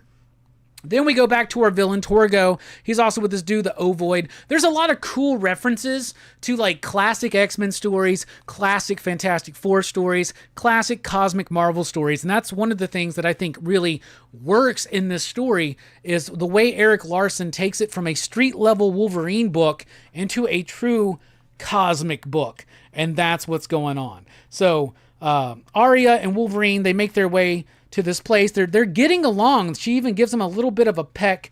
They're trying to just, basically break everybody out of this prison by shutting down the power. Wolverine's got to shut down the power, and then this crazy, gnarly dude shows up. He's also a reference to old school Marvel comics. The layouts, the dynamic flow of the story is decent, but it's the line work that's just a little bit wonky at times from Jeff Matsuda. It just feels like there are corners being cut. Do not forget that 2 of these issues were shipped twice in 1 month. But Wolverine's fighting. He's trying to shut down the power. Meanwhile, you still got Torgo and the Starjammers hunting around because everybody's going to die if Wolverine shuts down the power to this prison planet. But why? There's something that is dangerous that hasn't been quite revealed yet. And so throughout the rest of the issue, just more of Wolverine running around, trying to get away, trying to find and meet back up with Arya until he eventually comes into the crosshairs of the Starjammers, and that happens right there. So there's Ch'od, or Chode, I always call him Chode, Raza, Hebzaba, and Corsair, the Starjammers. And they're here to fight with Wolverine. But the problem is, they can't just tell Wolverine, yo, this is what's up. We got to work together because it's not all that you expect. Instead, they just kind of get into a fight. Then Corsair has Arya, who is, of course, Wolverine's kind of coming up on, but he's ready to throw down regardless. But then lots of craziness starts happening. Explosions, all kinds of nutso stuff. It separates Arya from Corsair. Wolverine makes his move, and Corsair's like, you're dumb as shit, bruh. He's like, blast, it's all happening so fast, just as the Collector warned us. When you shut down the main power grid, Wolverine, you did more than simply free everyone from the cells. The planet was undetectable before, but now, without the power from the main core, you've made it possible for outsiders to locate this world. Wolverine's like, what's wrong with that? He's like, everybody on this prison planet is like the last of their species. Collector is trying to save them, protect them. Protect them from what? From Galactus. Bum, bum, bum. And that's how the issue ends. And I love how it's like, next, guess who's coming to dinner? So that is Wolverine 137. I like the story. And I like how overall, like I said, Eric Larson has taken Wolverine, and if you read all the issues, the first 2 issues are very street level, set in New York, Wolverine against villains with Warbird or possessed by this alien entity and fighting people like Moon Knight, Rage, Speedball, Black Cat, Black Widow, US Agent, and more, right? Then he agrees to go into space to free these prisoners. Seems easy. Wolverine goes there. He's going to get captured. That he does. But he's going to break out. He's going to free the prisoners. He's noble. He's cool. But that's not quite what's going on. The Starjammers know what's going on. The Collector has all of these last survivors of alien races in this prison planet. And yes, they're being held against their will, but they are being protected from Galactus. And Galactus shows up at the very tail end.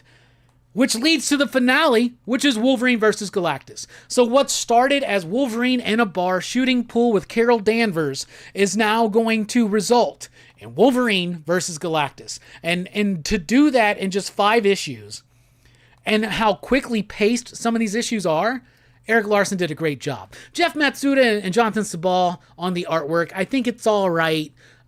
It does start feeling more rushed, more sloppy, but there is a sense in the layouts of dynamic action that does work. So it's still rather enjoyable, but some of the cool factor of Matsuda's artwork, we haven't really seen it since the first chapter of this story, maybe even chapter 2, but definitely by the first.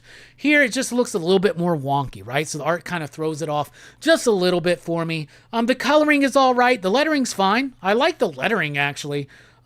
It's typical lettering of the time, but I love something about these bubbles or these balloons and how they work, and like it just helps the flow of reading it. So there's my copy right there. This has been a pretty solid revisit, right? These just came across my desk at the shop one day, and I was like, oh man, I remember when Eric Larson did a little bit of a run on Wolverine. He also did a run on Nova. I got those Nova issues too. I'm excited to dive into those.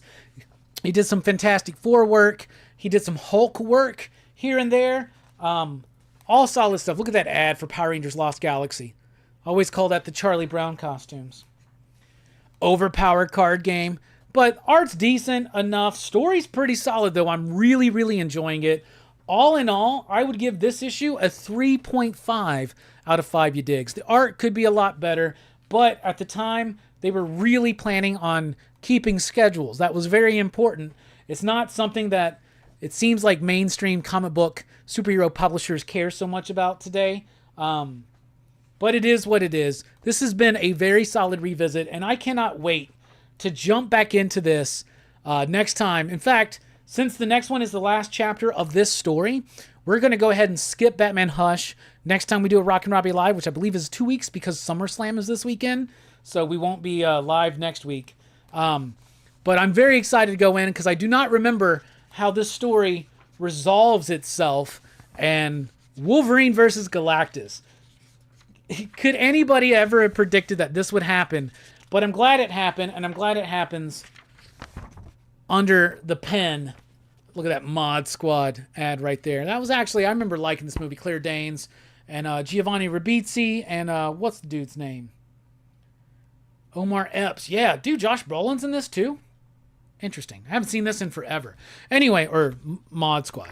Anyway, all in all, I'd give it 3.5 you digs. I really like this story, and I cannot wait to see how it wraps up. I'm glad we have this story. And Eric Larson continued on for a little bit after these 6 issues, but very quickly just kind of went into something else, right? But all in all, it's been fun, and it's always fun to revisit a great era of Marvel Comics. This has been your presentation of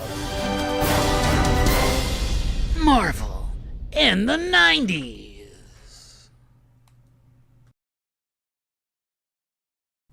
All right, we're taking a quick break. When we come back, it's time for the Horror Fest 2025 reveal when we get back here on Rockin Robbie Live.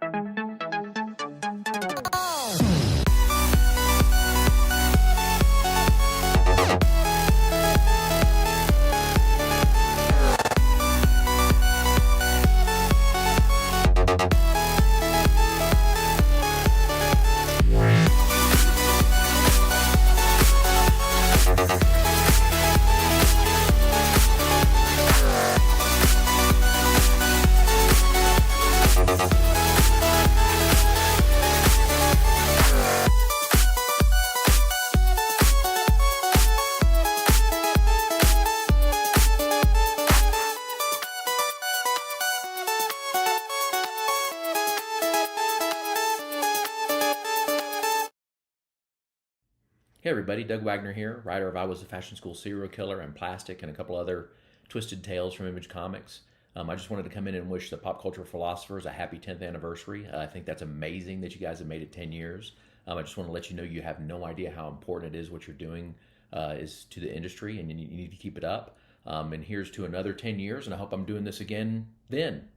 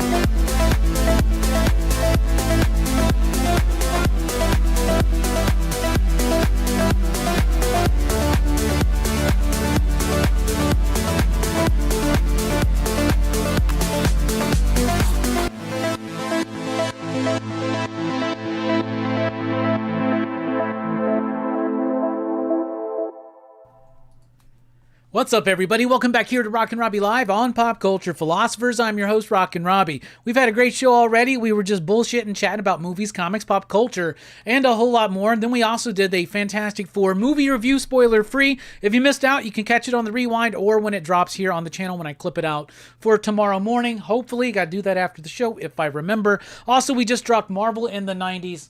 We were talking about Wolverine issue 137, continuing our Eric Larson street level to cosmic story in Wolverine's world, now setting up Wolverine versus Galactus.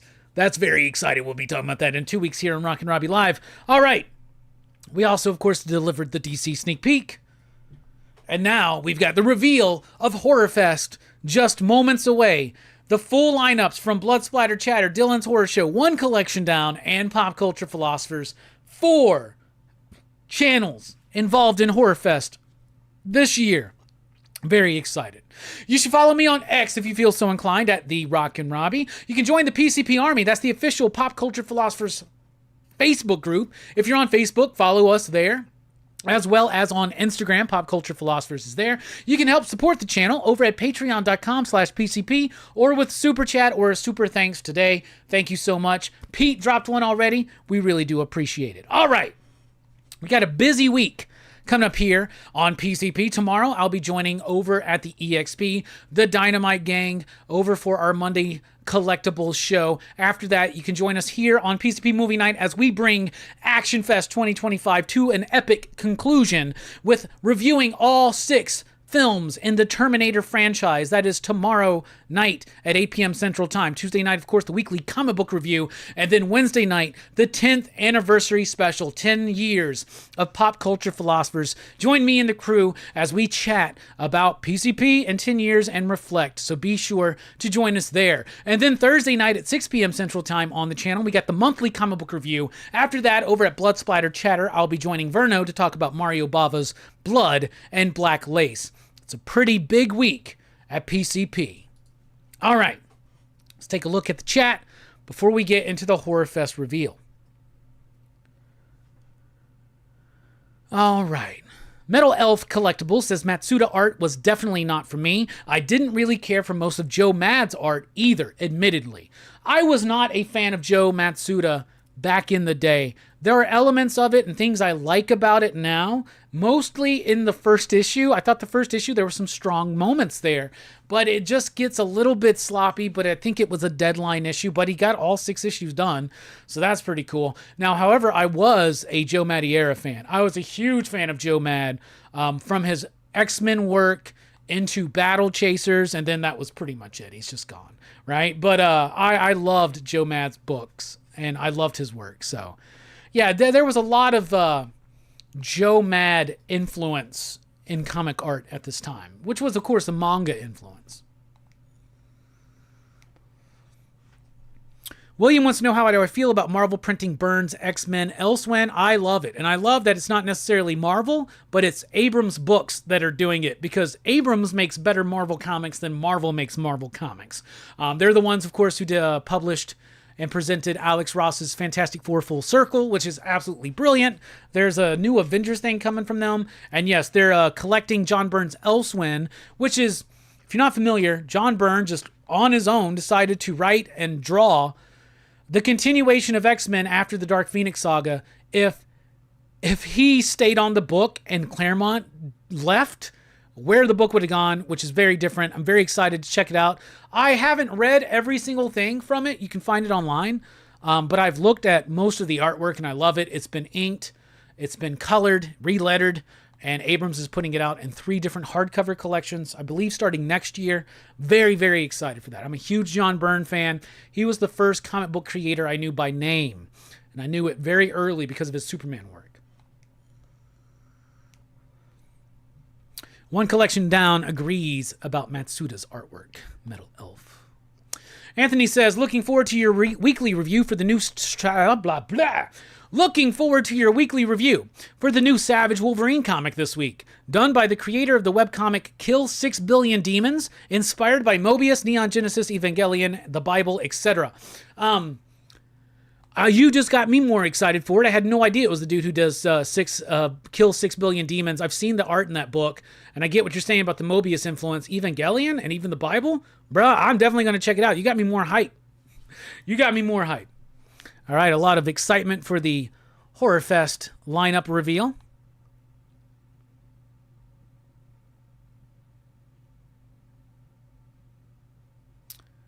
Chill Out Man says, I know you guys think I'm some kind of movie buff, but not going to lie, my first OG Terminator watch was March 25th. I know, shame. I never liked the way it looks, so I never watched it, but man, that's a damn good movie. Bro, it doesn't matter. Don't feel shame for not watching Terminator until this year. It's all good. Yeah, Dark Fizzo, that is Doug. He's a super cool guy.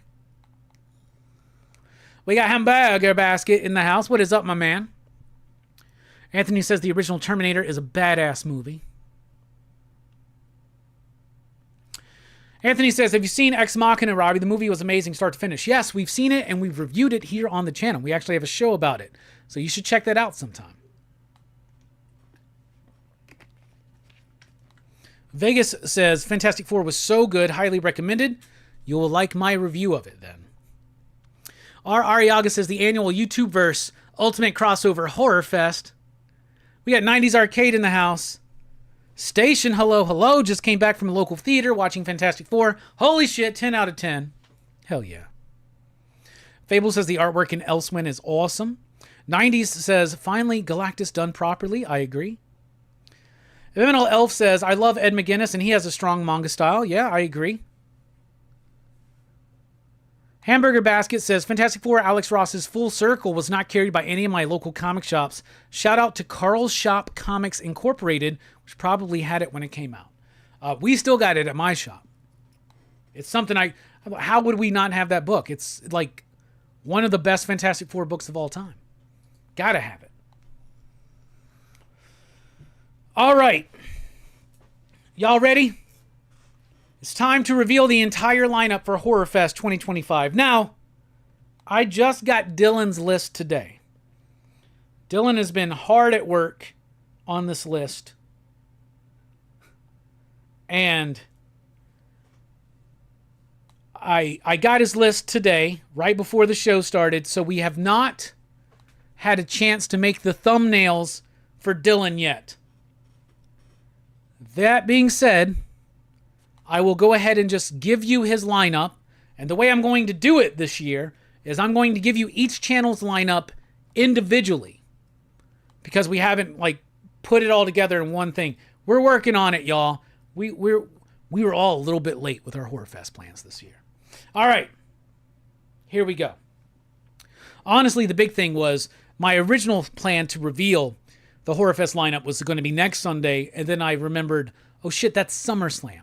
So we ain't going to do that. We ain't going to do that. All right. So Dylan, first of all, Horror Fest starts on August 18th. And it starts with PCP and it starts with DHS. Dylan, he wanted me to let y'all know he's not really doing Sunday night shows now. They're usually on Monday or Tuesday.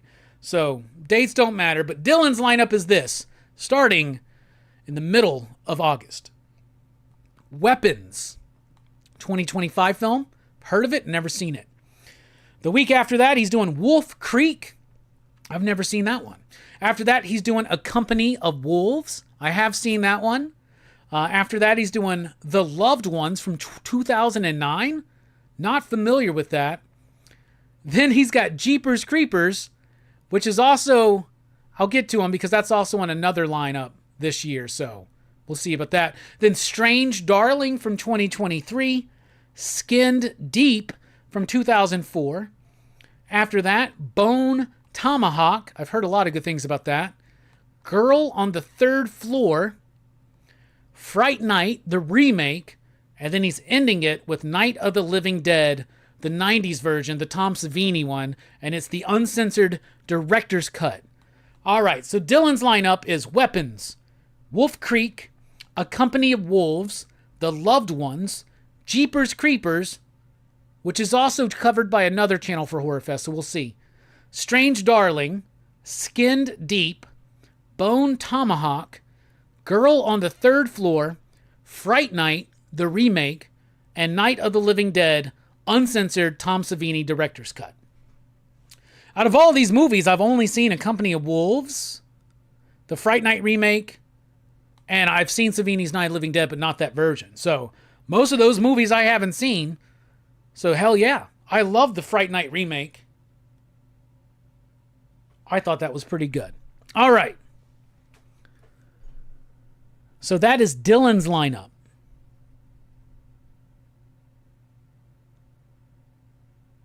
The Loved Ones, Nicole Kidman? I don't know.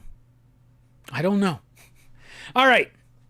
Next up, we're going to reveal the Blood Splatter Chatter lineup for Horror Fest. Blood Splatter Chatter, of course, starts in the middle of August as well. August 18th is when Horror Fest officially starts. His first movie over at Blood Splatter Chatter will be the Texas Chainsaw Massacre. That's going to lead into Black Christmas, which then leads into Halloween, the original Halloween. After that, The Wailing. I believe this was Stu's pick. Never seen or heard of this movie, but it looks intriguing. After that, they're doing Dawn of the Dead, the original George A. Romero classic. It's a great thumbnail, Vern. After that, they're doing Record and another movie that I don't remember the name of it. So let me go into my messages real quick and try to remember what this movie was. So this is Rec or Record and One Cut of the Dead. That's the name of the movie. That's a double feature. Then the Jeepers Creepers, which is on Dylan and Verno's list, so I don't think they really talked about it, but we'll see. We'll see what happens here. But Jeepers Creeper, I believe that this is Link's pick. All right, then Cannibal Holocaust. Oh, man. I kind of want to be on this one. This one might be one I get on. After that, The Conjuring. He's really pulling out some bangers, Verno is, for Horror Fest. Rosemary's Baby. Then The Thing. John Carpenter's The Thing. I mean, he's got a banging ass lineup. And it ends at Blood Splatter Chatter with Pieces, which is a fucking great movie. And this is going to be on Halloween night. All right, so to recap, for Blood Splatter Chatter, Horror Fest, Texas Chainsaw Massacre, Black Christmas, Halloween, The Wailing, Dawn of the Dead, Record and One Cut of the Dead, Jeepers Creepers, Cannibal Holocaust, The Conjuring, Rosemary's Baby, John Carpenter's The Thing, and Pieces. And that is Blood Splatter Chatter's lineup for Horror Fest this year. So Blood Splatter Chatter's typically on Thursdays. Some of these shows may be on other days. We'll get the full dates and the tour list basically out as soon as we can. Dylan says, girl on the third floor has CM Punk as the main star. Oh, fuck yeah. That's cool. Cannabis says, Weapons hasn't released. Oh, that's the guy who did Barbarian. I saw the trailer for that during Fantastic Four. I knew that sounded familiar. That movie looks dope as shit. All right. Then we've got Fable joining us this year over at One Collection Down. Fable will be doing his shows every Tuesday, I believe, in October. So let's go through Fable's Horror Fest list. Pitch Black. He just recently for Action Fest did the Chronicles of Riddick, and he's doing Pitch Black for Horror Fest. After that, Fable will be talking about Necronomicon. Never seen this movie. It's from the 90s. I believe it's an anthology, but I've never seen it. Then, Chud. I haven't seen this movie in a long time, but I remember really, really liking it. And then Fable's wrapping it all up in that last week with 30 Days of Night. So, Fable's list. Pitch Black, Necronomicon, Chud, and 30 Days of Night. So, you got Dylan's list, you got Blood Splatter Chatter's list, you got Fable's list. They got some good stuff. So to go back and recap, Dylan's list: Weapons, Wolf Creek, A Company of Wolves, The Loved Ones, Jeepers Creepers, Strange Darling, Skinned Deep, Bone Tomahawk, Girl on the Third Floor, Fright Night, the remake, Night of the Living Dead, the uncensored Tom Savini director's cut. From Verno over at Blood Splatter Chatter, Texas Chainsaw Massacre, Black Christmas, Halloween, The Wailing, Dawn of the Dead, Record and One Cut of the Dead, Jeepers Creepers, Cannibal Holocaust, The Conjuring, Rosemary's Baby, John Carpenter's The Thing, and Pieces. What a great lineup. And then Fable jumping in October with Pitch Black, Necronomicon, Chud, and 30 Days of Night. Well, that's already a pretty solid list for Horror Fest, I believe. But you know what? PCP's got a lineup too. All of our shows will be on Monday, but some of them might be on a Friday. Some might be on a Wednesday. Some might be on a Sunday. Because we are filling it up with 13 shows on PCP alone, covering a multitude of movies, including franchises. So here is the PCP Horror Fest lineup. It starts August 18th on a Monday night. And what are we kicking it off with? The Candyman franchise. All 4 Candyman movies reviewed. That's right. Candyman, Candyman 2, Candyman 3, and the 4th Candyman film that was produced by Jordan Peele. We're going to be talking about all 4 to kick off Horror Fest on PCP Movie Night. Next up, The Hunger. Great vampire movie starring David Bowie, Susan Sarandon, directed by Tony Scott. The Hunger. After that, Humanoids from the Deep. And this is a special Friday night show because, well, I'll be going out of town. So, yeah. Humanoids from the Deep here on PCP. This was gifted to me from a member of the PCP Army. So I told you send me a movie, we'll fit it in. And we fit in Humanoids from the Deep. Then we got the Blair Witch Project. It's been a long time since I've watched this movie. I may even rewatch it on VHS. Then we got Return of the Living Dead 3. I love this movie. Cannot wait to talk about it. After that, The Shiver of the Vampires. I've never seen this. This is a 1970s erotic vampire movie. I think it's a French film or something like that, maybe Italian. It was part of a poll that we did, our Horror Fest poll. All movies picked by Mike the Voice Matthews, and the winner was The Shiver of the Vampires. After that, we're doing the Slumber Party Massacre trilogy. That's right, the original Slumber Party Massacre. Slumber Party Massacre Part 2, a personal favorite of mine, and Slumber Party Massacre Part 3. So there you go, the Slumber Party Massacre trilogy. After that, Lucio Fulci's City of the Living Dead. I love this film. We love Fulci, so why not add in City of the Living Dead for Horror Fest this year? After that, The Curse of Frankenstein. That's right, the original Frankenstein film from Hammer Films, starring Peter Cushing and Christopher Lee as the monster. After that, Mother of Tears from Dario Argento. This is the third and final part of his Three Mothers trilogy. We've covered Suspiria, we've covered Inferno. Now it's time to talk about Mother of Tears. After that, Dracula's Daughter. You know, we always love to go through some Universal Monster classics for Horror Fest, and we've gone through all the big ones already. Now it's time to start hitting some sequels, and in my opinion, the greatest Universal Monsters sequel is Dracula's Daughter. This movie is severely underappreciated, and I cannot wait to talk about this movie. Then we're diving into the Monster Squad, y'all. Love this movie. Came out in 1987, a very, very important movie in my history. And of course, Mark Spears has a lot of influence from this movie on his current work. So we're definitely doing the Monster Squad. And then we're wrapping it all up with the Chucky franchise. That's right.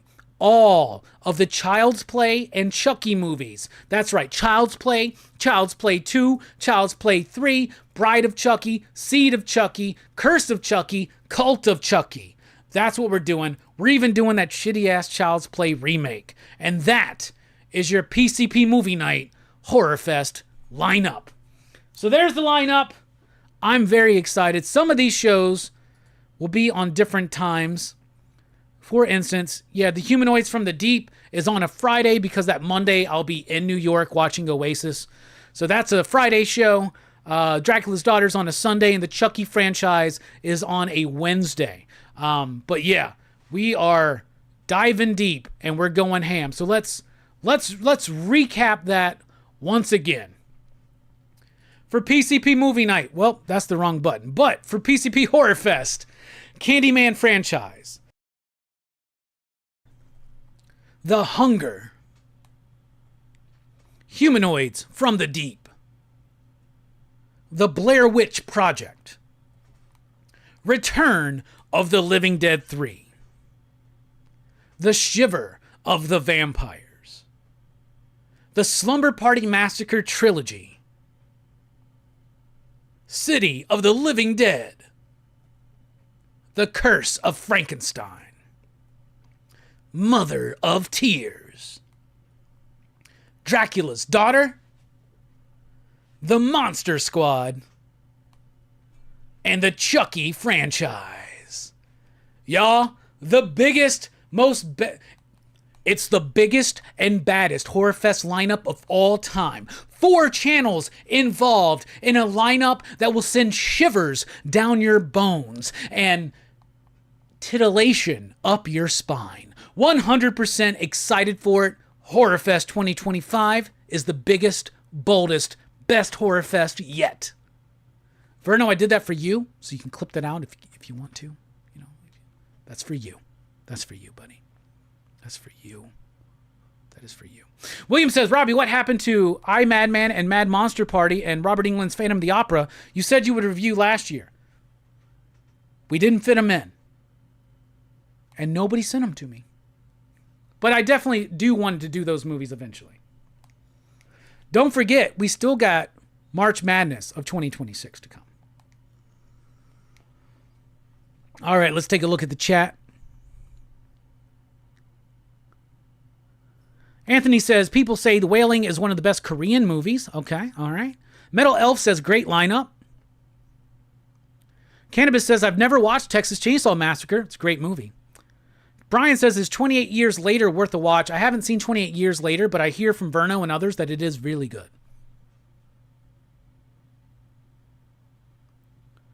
Hamburger Basket says, if you like Deadly Tales of the Gunslinger, you will like Bone Tomahawk. Metal Elf wants everybody to know what CHUD stands for, Cannibalistic Humanoid Underground Dwellers. Hamburger Basket says, Bone Tomahawk is just missing Gunslinger Spawn. Cannabis says, 30 Days of Night is awesome. Anthony says, Jeepers Creepers is classic to me. Anthony says, David Bowie is the man. Chill Out Man says, thank God they didn't make a fifth Candyman movie. Robbie almost said it 5 times. Hamburger Basket says, Roger Corman's Humanoids of the Deep. Freaking awesome. What a good time movie. Two Gun Pedro says, I'm loving the Horror Fest lineup. Metal Elf is excited for some Fulci. Verno is here, just made it back, says lineup's looking fire. Hell yeah, buddy. You're partly responsible for that. Chill Out Man says, yes, Robbie, let's go back to Slumber Party Massacre 2 for old time's sakes. 90s Arcade says, damn, these movies are stacked as fuck. Metal Elf is excited about some Argento. Blood Splatter Chatter says, brah, you know the best Universal sequel is Bride of Frankenstein. Here's the thing. I almost don't consider Bride of Frankenstein a sequel because I feel like that's one of the iconic movies as well. That's why we've already covered it. I feel like it's part of the upper echelon because it introduces the bride. But you're right, bro. You're right.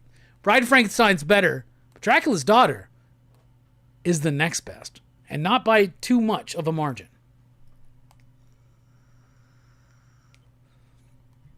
But it's almost too good to be considered a sequel. Dylan says Dracula's Daughter is going to be awesome. I would have voted for Green Inferno. Cannabis, we did Green Inferno already. We did it last year. Go check it out. Evil Face Bad? No Nightmare on Elm Street. We did the entire franchise a couple years ago. We've already covered all of them. So you can go check out that video too. So let's recap it all together. From Dylan. Dylan's Horror Show. Weapons. Wolf Creek. A Company of Wolves. The Loved Ones. Jeepers Creepers. Maybe. Strange Darling. Skinned Deep. Bone Tomahawk. Girl on the Third Floor. Fright Night, the remake. And Night of the Living Dead, the uncensored Tom Savini director's cut. For Blood Splatter Chatter. Texas Chainsaw Massacre. Black Christmas. Halloween. Nothing but bangers from Verno this year. The Wailing. Dawn of the Dead. Record or Wreck. And One Cut of the Dead. Jeepers Creepers. Cannibal Holocaust. The Conjuring. Rosemary's Baby. John Carpenter's The Thing. And Pieces on Halloween night. From Fable, we got Pitch Black, Necronomicon, Chud, and 30 Days of Night. And for PCP movie night, we got the Candyman franchise, The Hunger, Humanoids from the Deep, The Blair Witch Project, Return of the Living Dead 3, The Shiver of the Vampires, Slumber Party Massacre 1, 2, and 3, City of the Living Dead, The Curse of Frankenstein, Mother of Tears, Dracula's Daughter, and The Monster Squad, and it all wraps up on PCP with the Chucky franchise. All Child's Play and Chucky movies reviewed for our finale of Horror Fest. So there you go, everybody. That's the Horror Fest lineup. If there's anything that you think is missing, I'm sorry. But man, that's a lot of movies. That's a lot of channels. It's a lot of people, a lot of thoughts. And I'm super excited for all of it. All right, now we're diving into show and tell. For show and tell, we already talked about tomorrow night being the end of Action Fest with the Terminator franchise. Well, guess what? I didn't own any of those Terminator movies, but then there was a Prime, when they were doing their Prime specials or whatever a couple weeks ago, they had a really great deal on this Terminator 1 through 6 Blu-ray set. It was only $15. So I went ahead and picked it up. This is all 6 Terminator films. This is what we're going to be covering tomorrow night for the finale of Action Fest. So I just wanted to show that off. Went to the movies lately. Watched some movies. I watched Jurassic World Rebirth. The movie was okay, but I did get a cup. I love these stupid cups that you can get. But it's a nice little cup that I got the little bird dinosaur. I don't remember what it's called. It starts with a Q. But a cool cup. I love dinosaurs. I thought the movie was all right. I'd give it like a 3. When I went and saw Superman, I got this cup with a little crypto on top. Superman with the cape. It's got a little cape. It's a nice cup. I'm a sucker, like I said, for these kind of things. And everybody's doing them now. When I went and saw the Fantastic Four, I got the Thing cup. I really like this cup. I want to get all of them. So far, I've got the Thing. I got 3 more, so I got to go watch some more movies. Just wanted to show off those cups. Speaking of cups, Mike got me this WrestleMania cup while we were watching Monday Night Raw. It's really cool. They were selling this still, and I think they were, they had a bunch extra, and they were selling it super cheap. So Mike bought me and him one. It's a nice little cup to remember going to Monday Night Raw. Even though it's a WrestleMania cup. Mike also got me this, which is perfect, but it's a chain with the "You Can't See Me" on it. Dun dun dun dun. Dun dun dun dun. Bum bum bum. Bum bum bum. So heck yeah, I'll be dripping drinks from my Superman cup with my John Cena chain. So thank you, Mike. And just got this in this week. Switchblade Shorties in hardcover. This is so beautiful. This is Ed Piscor's last and final work. Smells amazing. This is the book that Ed Piscor was working on. He had just recently finished it, and then because of some unfortunate instances, he ended up taking his own life last year in April. One of his final wishes, though, was for his family to get this book going, and they crowdfunded it on Zoop, and we got copies. So I got a copy here. If you can't find a copy and you're interested, reach out, because I got copies at my shop, and I've got plenty of copies. I am such a fan of Ed Piscor. It was a tragedy what happened, but I'm glad that we finally have this book, his last work, and I'm excited. It's going to be bittersweet to read it, but it is what it is. So there you go. That's Horror Fest. That's Show and Tell. That's Rockin Robbie Live. The Thing has 5 fingers on that cup, does he?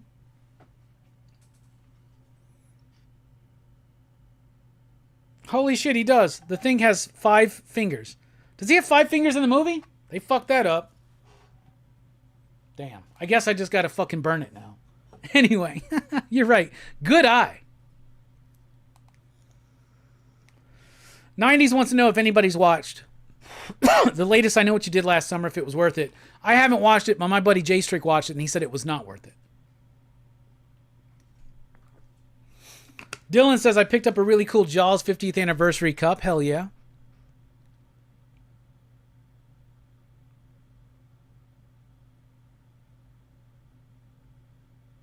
No, we're not doing the Chucky series, chill out, man. That would be too much to ask for from the crew. Fable says, definitely the biggest horror fest ever. Holy smokes, that's a lot of movies.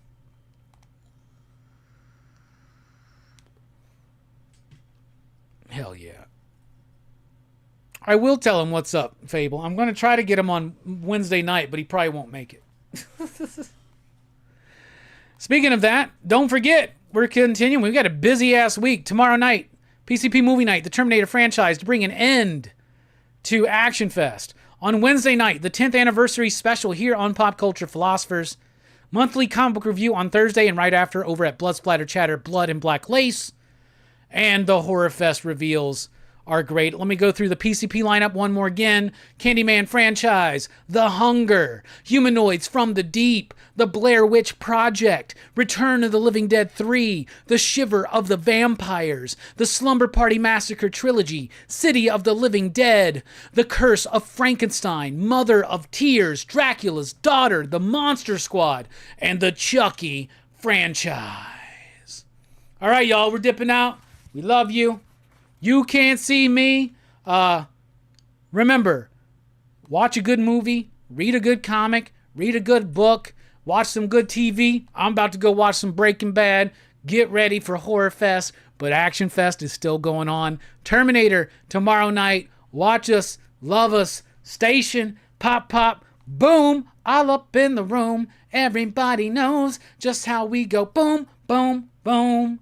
Oh, oh. Hey, hey, yeah. Woo!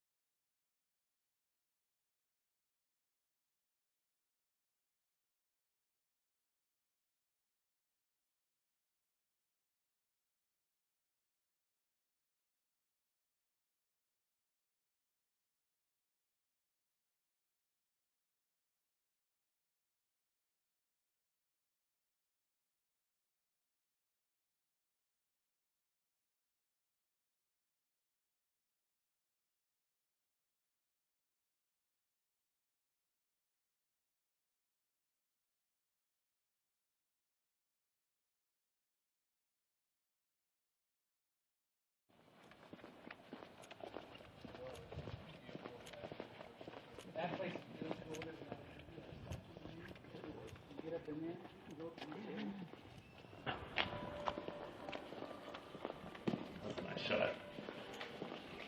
Did you like me that was happened there? Yeah, I sure did. Nice.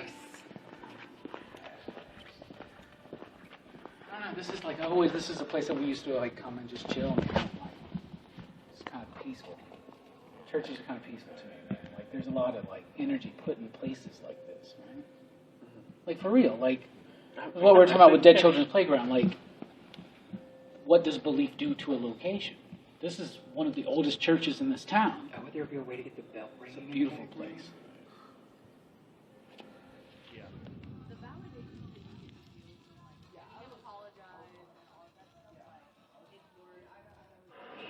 So, like I know they've all kind of said at this point, this is our first really big one, and it's a huge moment to capture on film. I've been saying for weeks leading up to this, it feels like we've kind of been legitimized. And, I mean, the further we get into filming signal and noise, the more I think that the point of this whole thing is really about growth and change and all that kind of stuff, you know? I think it'll be an exciting night. Like I was saying to Robbie, it definitely has a lot of foot traffic around here. There's people all over the place, people come in here constantly to eat, right? But, I don't know. So, we're going to see if we can play off that, kind of get that atmosphere going. Right now it feels kind of chill, kind of quiet, but maybe when the lights get off, we get going, maybe it'll be a little different. But sometimes you would go down there and you'd be the only one. Like I went down there one night, and I swear when I got down to the bottom, somebody said my name, like right behind my head, and I thought it was my friend, and I turned around and nobody was there. Okay. We like to talk about the esoteric cult stuff that I'm into. I use a lot of like Egyptian work, right? Where the apparition is supposed to be, in these amazing tables. This is a comic book table representing us, the deep, right? Absolutely. And then over here, ancient Egypt. Right here where the apparition allegedly was. There's a reference to comic books, a reference to esotericism. It's interesting, it's cool. I definitely think we should focus something in this area. There is, definitely it's the basement that feels the most like oppressive. Like being back in that corner, that just could be because you're all the way back, you know the exit's so far away.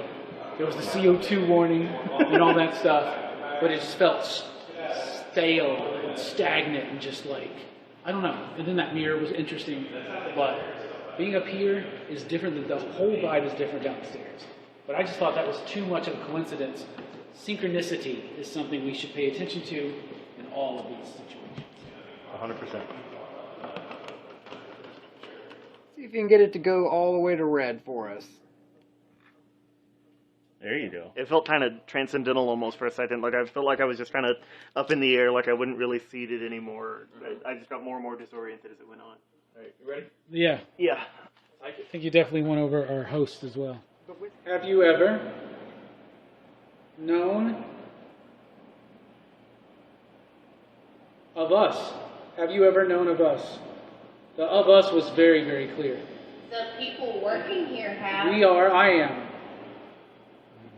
There are four In of us, us here that are know we you. legend? We're going to be wrapping it up here in a second. I'll see you guys later. It's been a nice night.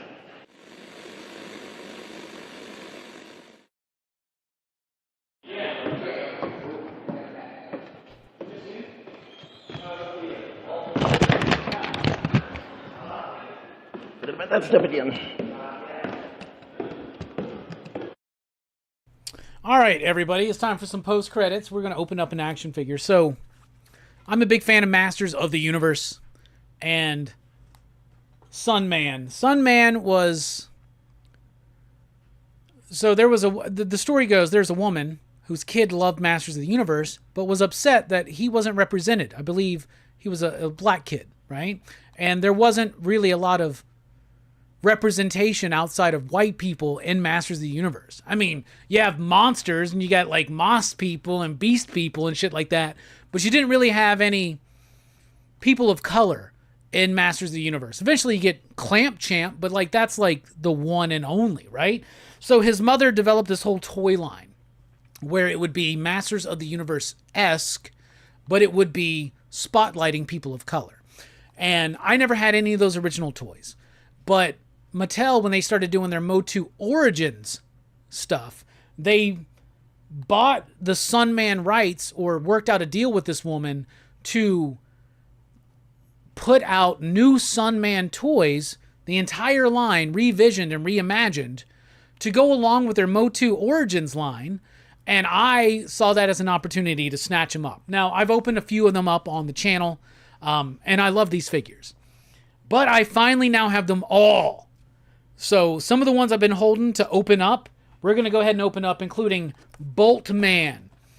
So, like I said, people of color. So there's Native Americans, there's Latinos, there's black people, there's so many different people of color represented in the Master, or in Sun Man, the Rulers of the Sun. So this is Bolt Man. He's a good guy. They're all good guys except for the pig head guy. I don't know if y'all remember Sun Man, but I'm super into these. So I'm excited to open up this Bolt Man figure. So let's do it right now. And these came out alongside Masters of the Universe Origins, putting a high profile on these. Anybody familiar with the Sun Man stuff? There's a little comic that comes with it. That's the line that it was part of, with Cobra Khan, Snake Armor He-Man, and Raptor. So Bolt Man, I'm assuming, has electric powers. Already it's looking like a cool figure, because one of the cool things about Motu figures is accessories and other little things. So, all right. So he comes with these little lightning bolts that have these little like hooks on them. And so they're designed to be put into his arms or into his hands. Like this.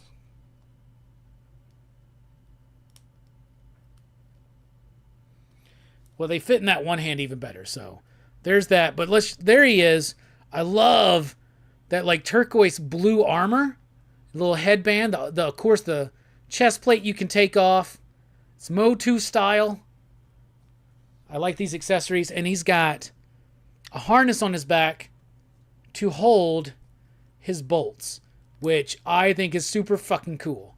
And I love the way that looks. So there it is, Bolt Man right there in his full glory.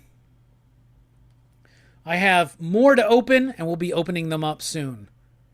Here on Rockin Robbie Live on Pop Culture Philosophers. There you go. Look at that. That's super dope.